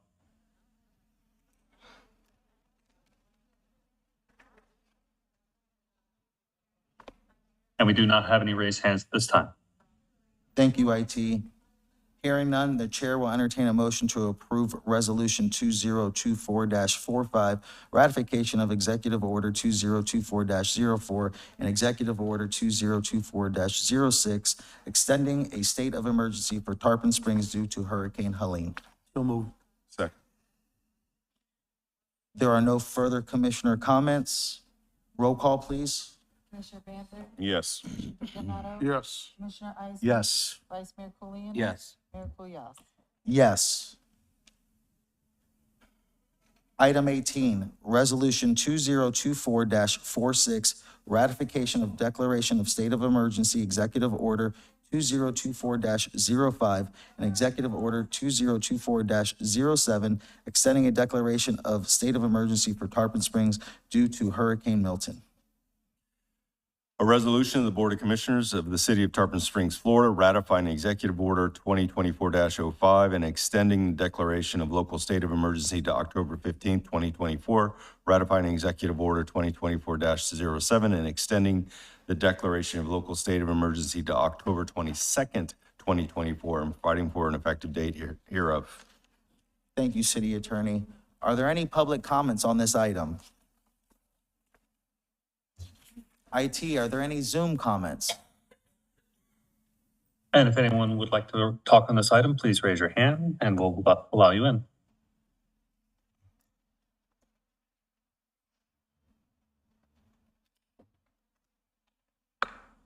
And we do not have any raised hands at this time. Thank you. Hearing none, the chair will entertain a motion to approve Resolution 2024-46, Ratification of Declaration of State of Emergency, Executive Order 2024-05 and Executive Order 2024-07, extending a declaration of state of emergency for Tarpon Springs due to Hurricane Milton. So moved. Second. There are no further comments or discussion. Roll call, please. Commissioner Banther? Yes. Commissioner DiDonato? Yes. Commissioner Yes. Anderson? Vice Mayor Colianis? Yes. Mayor Kulyas? Yes. Item 19, Resolution 2024-38, electing to opt out of multifamily housing property tax exemptions allowed for units priced at 80% to 120% of area median income, AMI, under Section 196.1978, a Florida statute commonly known as the Live Local Property Tax Exemption. And we have Ms. Vincent, Planning and Zoning Director, to present the item, and our city attorney will read the resolution. Resolution of the Board of Commissioners, of the City of Tarpon Springs, Florida, pursuant to Section Florida Statute 196-1978-3O, electing not to exempt property under Section 196-1978-3D1A, Florida statutes commonly known as the Live Local Property Tax Exemption, providing for findings, providing for scrivener's errors, and for an effective date. And as you said, Renee is here to do the heavy lifting. Thank you, ma'am. Thank you, sir. So I'll address this at a very high level.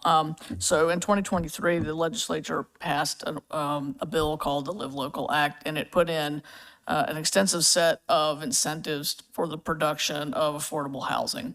One of those set of incentives was to provide for property tax exemptions for rental units that meet certain income limits. And they extended all the way up to units that included the 80 to 120% AMI, which is really market rate housing for this area. And then in 2023, there was another amendment to that act that allows local governments to opt out of that property tax exemption for those units that could be exempt that are in that 80 to 120% area median income. So Pasco County kind of took the lead on this initially because it was really affecting them. And so essentially, apartment buildings, multifamily buildings were being built that meet that qualification. They're setting aside units that really are, for our purposes, market rate for our area. And they're reducing the property taxes being paid by 75% on those units. So the recommendation here is, there's a certain set of parameters that the state put out that you would have to meet to declare the ability to opt out from those allowed exemptions. The city of Tarpon Springs, actually the entire Tampa metropolitan statistical area qualifies right now. In a nutshell, that statistic is that when you count for up to 120% of the area median income, the units that are available, it exceeds the number of rentals needed, essentially. So there's a lot more detail in the memo. I don't want to go a whole lot deeper than that. We do recommend adopting this opt-out because our data shows and our comprehensive plan analysis shows that we have sufficient land available to meet that market need, and that tax exemptions are really not necessary for a developer to provide that market rate housing. So I'll stop there and answer any questions. I may have to lean on the attorney a little bit as well. Thank you, Ms. Vincent. Are there any public comments on this item? IT, are there any Zoom comments? If anyone online would like to make a public comment on this item, please raise your hand and you'll be allowed in to talk. And we do have a raised hand. I'll allow the first person in.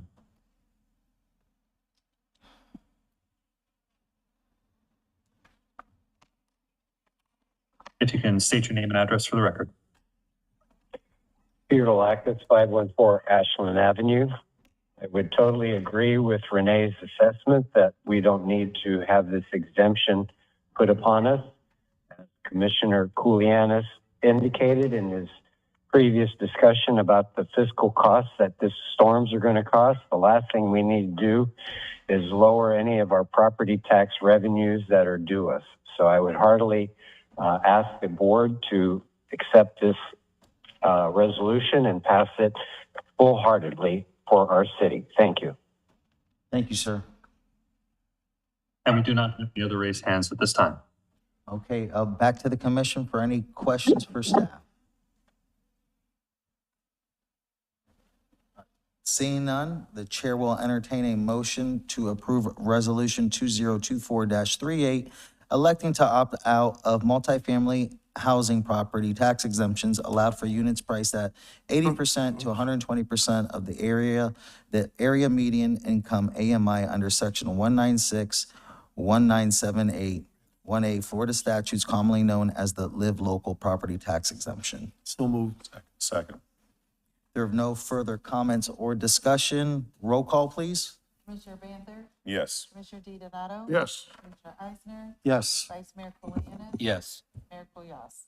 Yes, now we are going back to public comments. So we will now go to public comments on the items that will not be discussed this evening. Are there any public comments?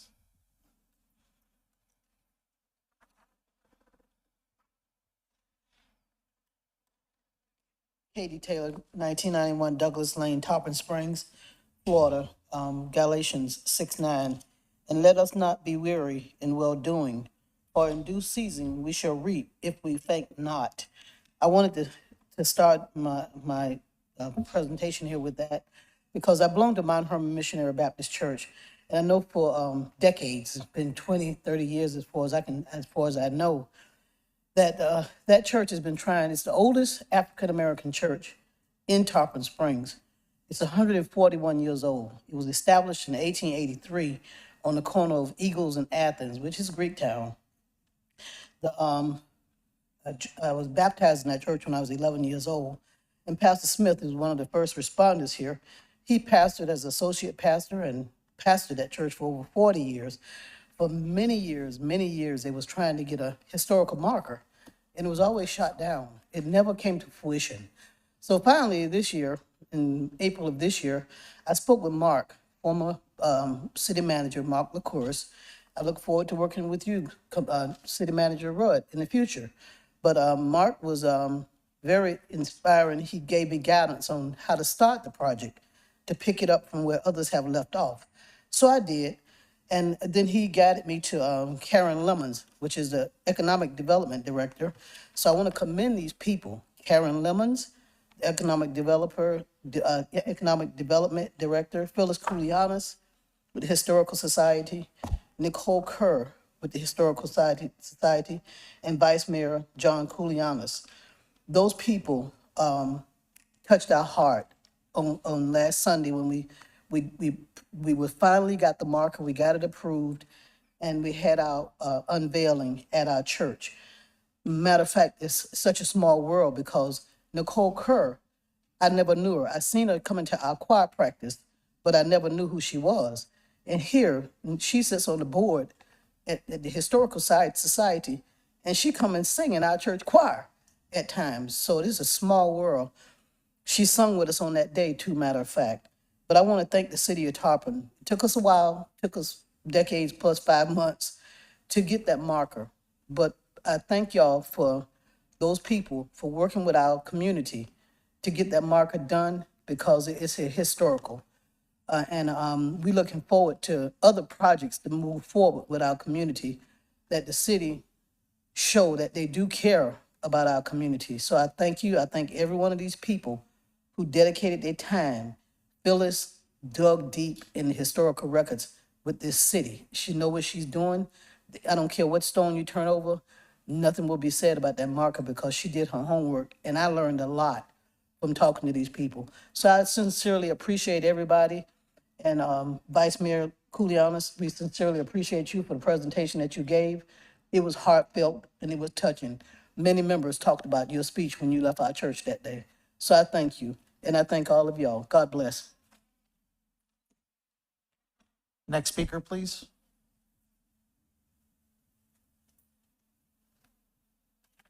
IT, are there any Zoom comments online? If anyone online would like to make a public comment, please raise your hand. You'll be allowed in to talk.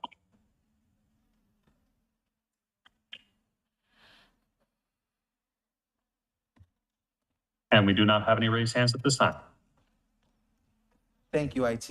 We will now be going to the consent agenda items. Item 5 is attorney fees.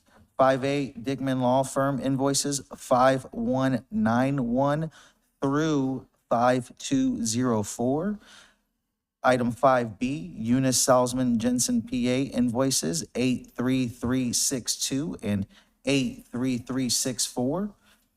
Item 6, award file number 250027-C-PH Civic Plus Archive Social and Web Software Platform. Item 7, award file number 250015-C-PH Powered DMS NeoGov Applicant Tracking Software. Item 8, Pinellas County Community Block Development Grant Subaward Agreement Number CD24TSPARK. And item 9, Pinellas County Community Block Development Grant Subaward Agreement Number CD24TSCC. And item 10, ratify single source purchase file number 250029-N-JL rental of bypass pumps. Commissioners, are there any agenda items that you would like to pull?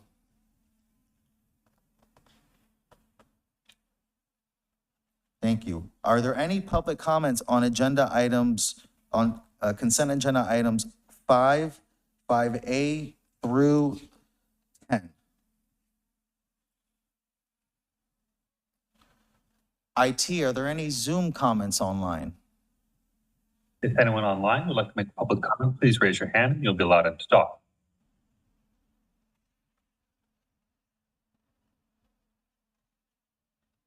And we do not have any raised hands at this time. Hearing none, the chair will entertain a motion to approve consent agenda items 5A through 10. So moved. Second. There are no comments or discussion from the commission. City Clerk, roll call, please. Commissioner Banther? Yes. Commissioner DiDonato? Yes. Commissioner Eisner? Yes. Vice Mayor Juliana? Yes. Mayor Kulyas? Yes, and now we're going to take a 9-minute break. We will resume back at 8:40. Thank you. I need 10 minutes.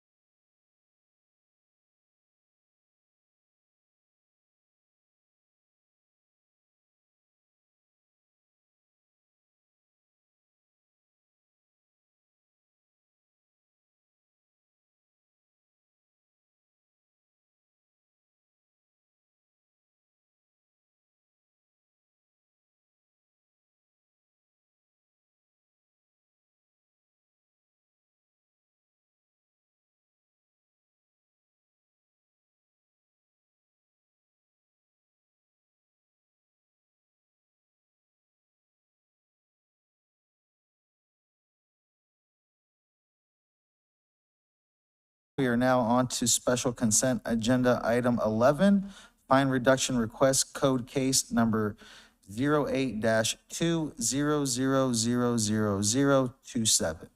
And we have Police Chief Jeff Young that will be presenting the item. Thank you, Mayor. Jeff Young, Police Department. I'm bringing before you a fine reduction request for 434 Athens Street. The property owner did make an offer of $1,000 to settle this case. However, the fine reduction request was made outside the 60-day window for code board consideration. Therefore, it's being brought to you tonight. This complaint came in back in 2008. It was presented to the code board. They did find a violation for not having a permit to have a structure put up in the back of the establishment. There was a shed. The deadline for compliance was 1/7 of '09. It was re-inspected in 1/8 of '09, still found in non-compliance. The non-compliance was retroactive from that date. Daily fines of $50 per day with a $10 satisfaction fee. At the time that I wrote the memo for y'all, it was up to $247,160 in fines over this period of time. The minimal expenses were put into this for the city. At the time, the family went through some tragic times during this period. The gentleman that owned the house was sick and unfortunately passed away. His wife took over the property and didn't realize those fines were just accumulating. So the daughter of the mother that still lives there brought forward this $1,000 fine request. It was brought into compliance back in 7/21/2022. Like I said, there was minimal expense to the city bringing it forward to the code board. No attorney fees were ever established with it.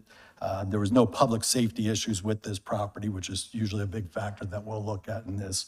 The $1,000 offer to settle, staff, we have no objections to those or any other thing that you might consider. But whatever dollar amount it is, I would just ask you that you provide a date certain. Thank you. Are there any public comments on this item? IT, are there any Zoom comments on this item? If anyone online would like to make a public comment on this item, please raise your hand and you'll be allowed in to talk.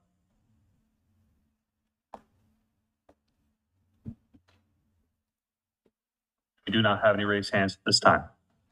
And City Clerk, we do have one email that's been sent in. That is correct. Thank you. Can you please read it? This email is from Debbie McKinney, 1021 Rose Tree Lane. I'm afraid that if we allow such a low payment for this violation, it will show others that they can ignore code violations and when ready to sell, just ask for a reduction in fees. In this case, has went on for 14 years without any action taken by the owners. I read the reasons given and I am sorry for their loss and hardship. It states minimal expense to the city, yet there are more than 70 actions taken on this case, regardless of how minimal. I also see the property was granted to the new owner, George Kulianis, on 7/18/22 for $100. Yet the property didn't come into compliance until 7/21 of '22 after George Kulianis obtained ownership. Since he accepted the property with a code violation, shouldn't he be the one requesting the fine reduction? I don't think the full fine amount would be fair to anyone, and we need to show compassion when we can.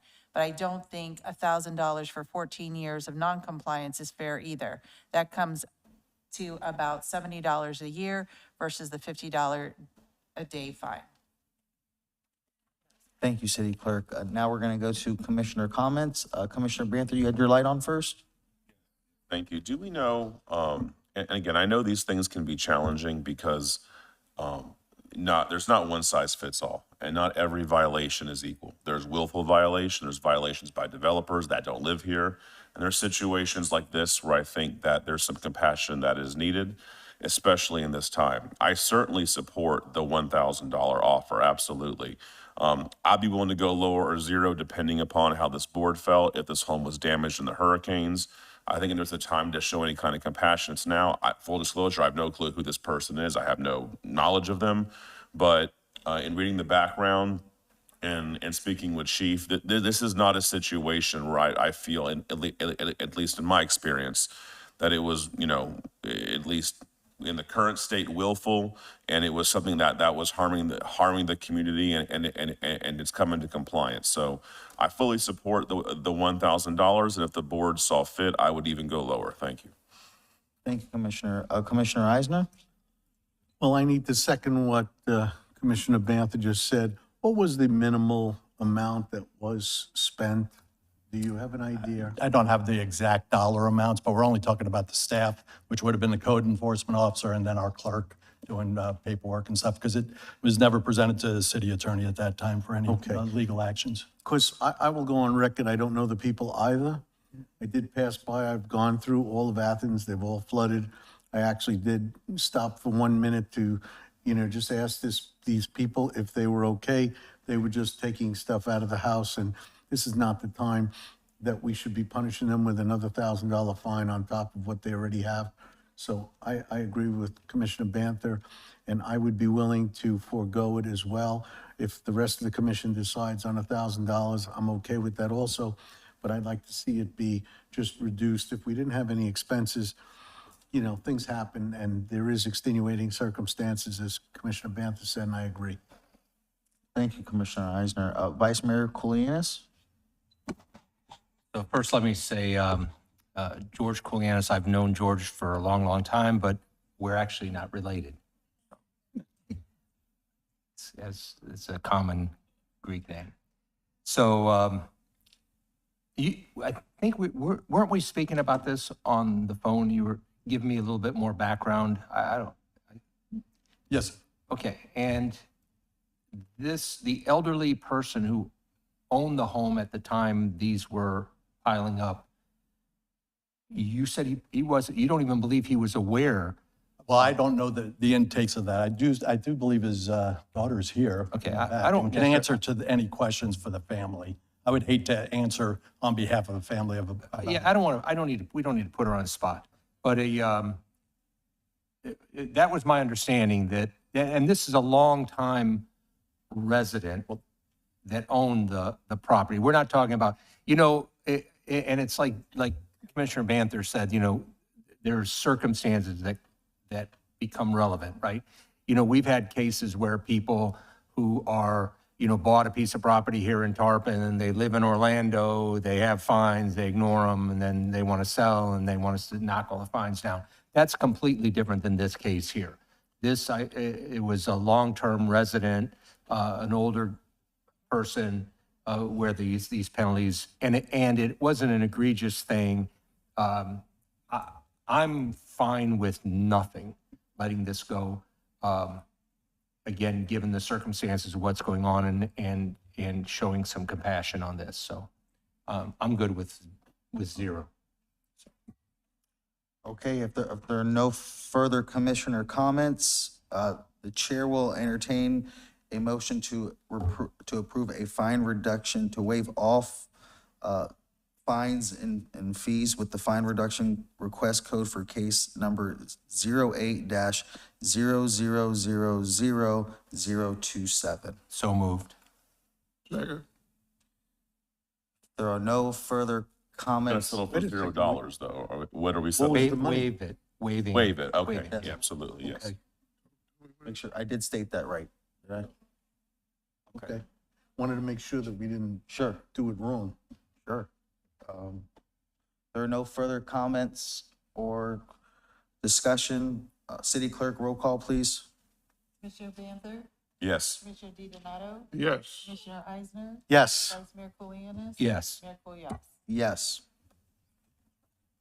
We are now going to item 12, award file number 240115-P-JL for request for proposals, RFP, Planning Support Services. And to present this item and go over it, we have Planning and Zoning Director Renee Vincent and Procurement Services Director Janina Lewis.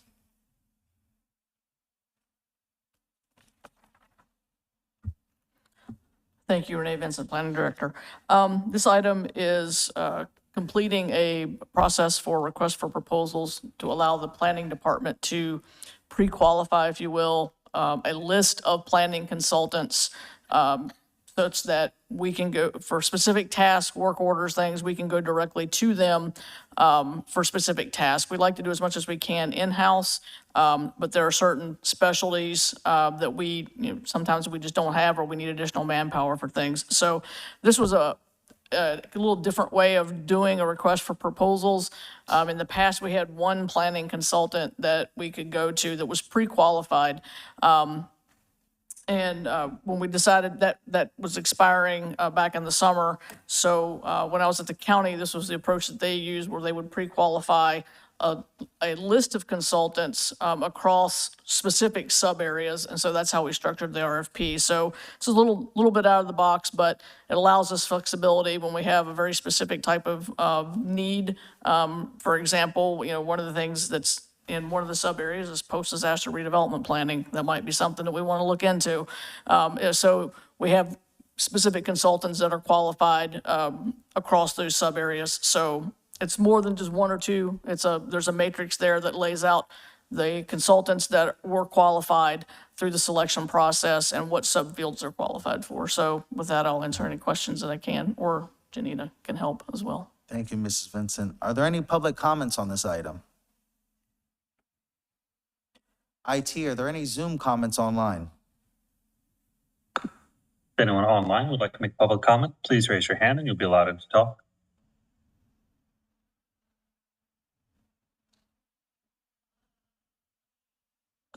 And we do not have any raised hands at this time. Thank you. Back to the commission for any questions for staff. Hearing none, the chair will entertain a motion to approve award file number 240115-P-JL for request for proposals, RFP, planning support services. So move. Second.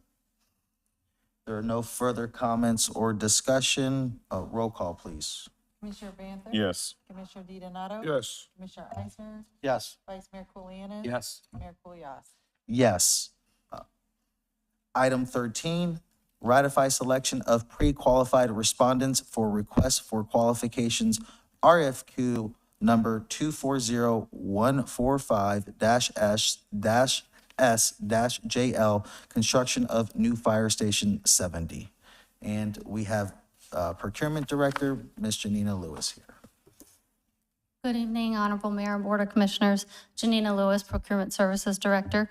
What you have before you is the ratifying of the selection of the 3 firms that the city has evaluated as pre-qualified to be able to bid on the construction of the new Fire Station 70. This item was programmed with the ARPA funds, I believe, starting back in '23, and it's for fiscal year '24. So now we're trying to get this into place and awarded in time that we meet all the qualifying deadlines for the ARPA funds.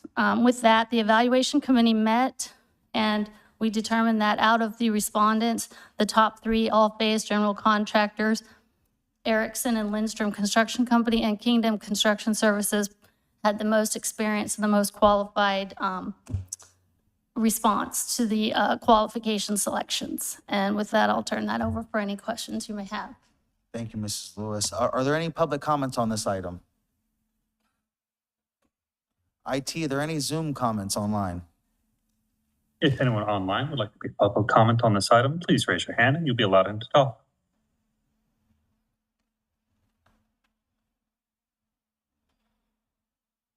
And we do not have any raised hands at this time. Thank you, IT. Back to the commission for questions for staff. And Commissioner Eisner, you have your light on? I do. Thank you, Mayor. Why do we put a pre-bid out there? Wasn't that, I'm or sorry. am I on the next one already? This is, we did a pre-bid for the fire station.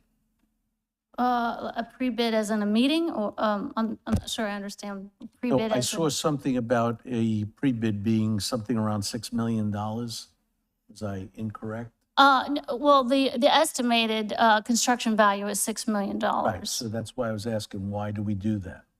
Oh, okay. For this particular, in the past, we've had a couple construction projects that the vendors looked good up front.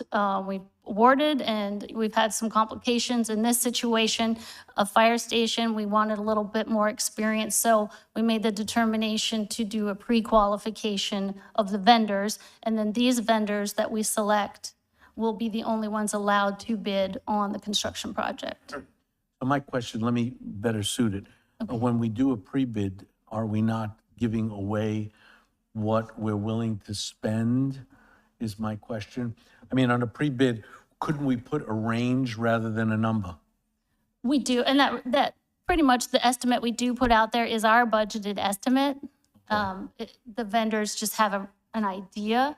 Some will come in at that mark, some will come in lower, some will come in higher. It is technically a range, but it's our budget. That's pretty much what we've budgeted for. If we need to find more money, maybe nothing comes in at that range and that's just not feasible. Maybe we need to find more money to do the project or not do it at all. Okay. I just wanted to get an explanation because there are times, you know, it's showing your cards, as they say. Correct. And I don't play that game, so, but thank you for the explanation. I appreciate it. Thank you. Are there any other commissioner comments for staff? Hearing none, the chair will entertain a motion to approve, ratify selection of pre-qualified respondents for requests for qualifications, RFQ number 240145-S-JL, construction of new Fire Station 70. So move. Second. There are no further comments or discussion. Roll call, please. Commissioner Banther? Yes. Commissioner DiDonato? Yes. Commissioner Eisner? Yes. Vice Mayor Kulianis? Yes. Mayor Kulyas? Yes. And our final item of the night, which is item 14, designation of acting city manager. And we have City Manager, Mr. Charles Rudd, who will go over the item. Thank you, Mayor. This item was just a continuation of the established acting and alternate city managers filling my position. It's been a pleasure working with them, and I have complete confidence in just reassigning them to that role. Thank you, City Manager. Are there any public comments on this item? IT, are there any Zoom comments? If anyone online would like to make public comment, please raise your hand. You'll be allowed in to talk.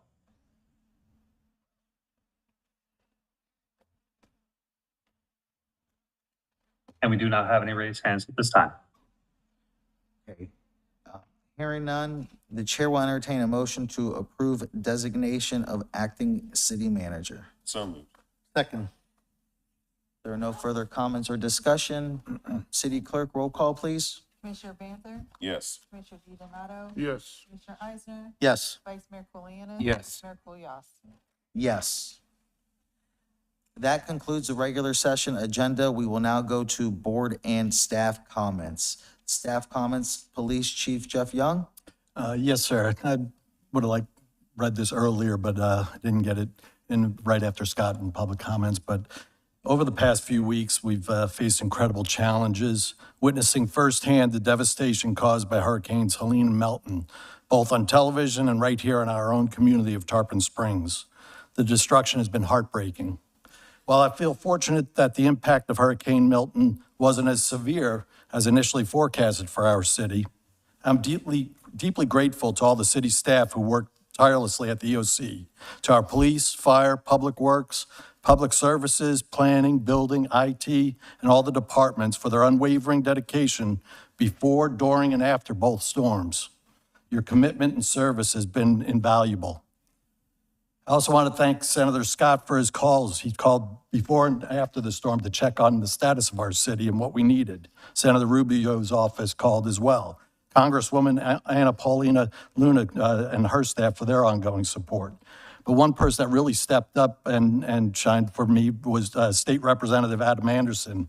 I was getting calls from him as well as from Ryan Quarterbaum up at the hospital. The power was out.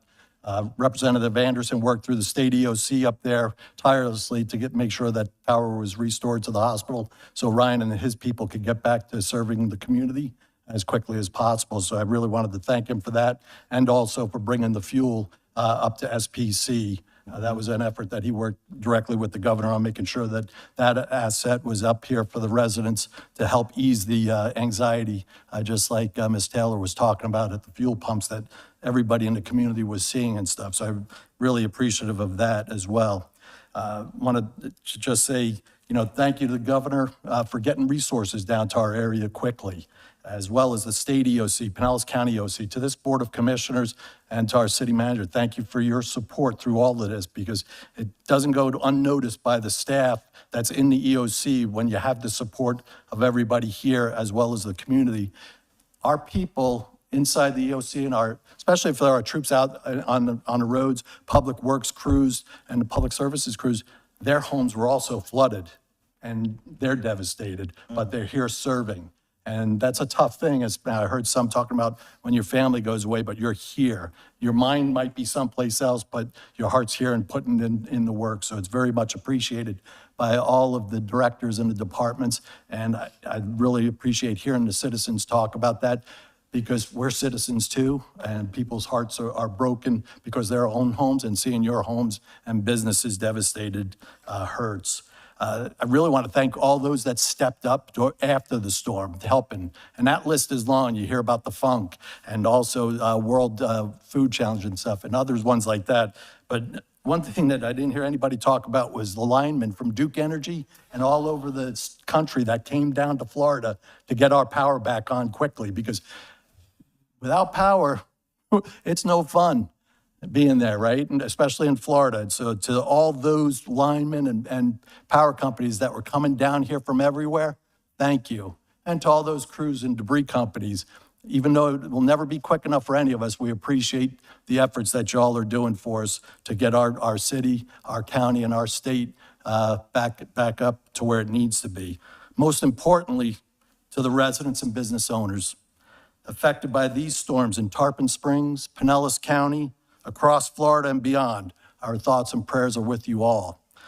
Thank you to those who heeded our evacuation warning. Scott and I put something out ahead of Milton because we were very fearful what the impact of that storm was going to bring to us and what we were going to be looking at the next day. And I think that we didn't get as many calls for help during Milton as Scott and I were expecting, because people listened and they evacuated. And I want you to pay attention when that comes out the next time, because they're getting a lot better at predicting where these storms are going to be going.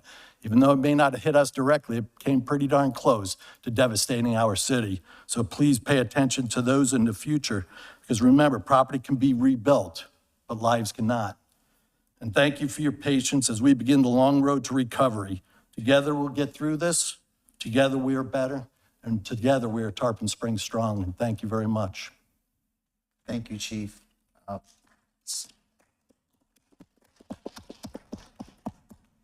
City Attorney, Mr. Dickman. I have nothing to report, Mr. Mayor. Thank you. Thank you, sir. City Clerk, Ms. Jacobs. I have no comments, thank you. Thank you, ma'am. City Manager, Mr. Rudd. Just a couple things I want to mention. The Taste of Tarpon, they feel it's important to put that event on. It'll help the restaurants. They have moved it to the 26th. Restaurants that are able are going to participate. Some of them are going to only be participating remotely in the downtown, but that doesn't affect city services. There's no road closures and so forth, so just changing the date. And I just want to mention it was a privilege and to work in the EOC with the staff. They did a fabulous job, very well trained, and it was a great experience for me, and it wasn't what I was anticipating to be one of my first experiences in Tarpon Springs, but it was great. I was very, very impressed with the staff. Thank you, City Manager. Now we're going to go to Commissioner comments. Commissioner Banther. Yes, thank you. It's a pleasure to be here tonight. I thank you for selecting me to be your, substitute, if you will. You all have your hands full up here for sure. I look forward to helping you over the next 5 months, so thank you. Thank you. Commissioner DiDonato. I think I said most of mine earlier. I just am grateful that even though with what we've been through, that we're all here and we're all encouraged to go forward. I hope that all of us do. I realize there may be some that do not, but let's reach out and help one another. And just my hats off to staff. I can't express enough to you guys. And of course, we got to talk about the linemen. they did a heck of a job, actually. They were out there when the storm was still kind of roaring at us. I mean, it had passed, but it was still roaring, and they were there, as well as our crews from the city also. So I was grateful and ask us to continue to all work together. Thank you, Commissioner. Commissioner Eisner? Thank you, Mayor. So most of what I spoke about earlier is, I'll second what I said. But I also want to just let the residents know that the board, the staff, the police, the fire, everybody's here to try to help you. Reach out, make a call.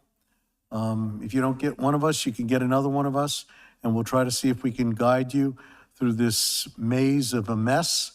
My house was affected as well. I had 20 inches. My house is a mess. And so I know what you're going through. I've been through this quite many times before. It's a sad time, and sometimes you just have to sit down, take a breath, do a little meditating.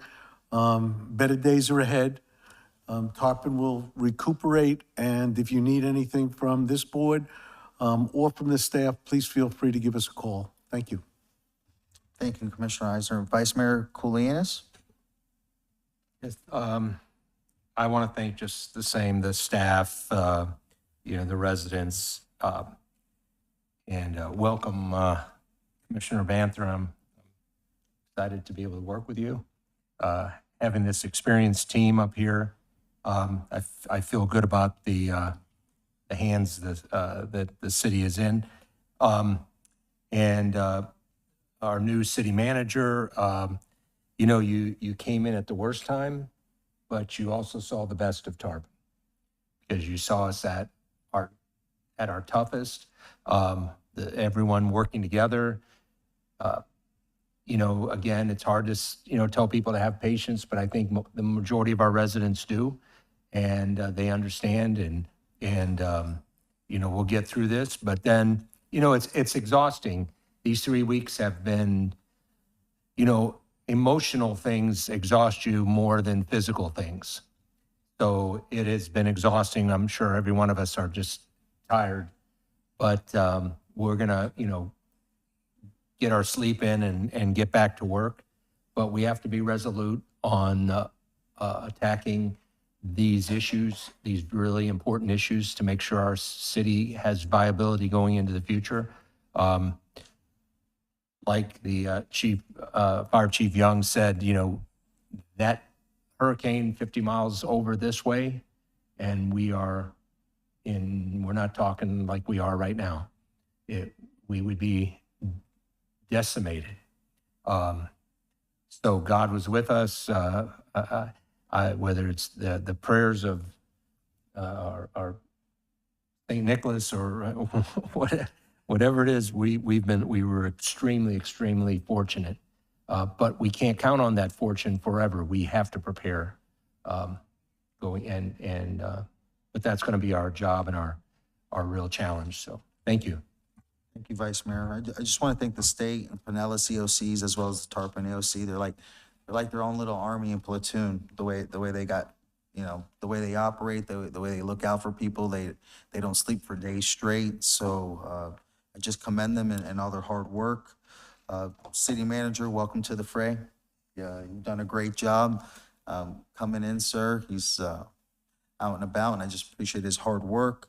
I'm interested in potentially talking about a storm pay increase, or as well as bringing up a stipend pay, as Commissioner Banther brought up. I want to look out after these emergency personnel or storm pay workers. I think there's areas to improve with their compensation, as well as we're doing everything we can to try to get all the resources to the residents in every different facet, from how to process insurance claims to helping expedite your FEMA applications, as well as reaching out to other organizations within Pinellas County that can help you at a discounted rate, if not free, for some things ranging from trees falling or to some other work.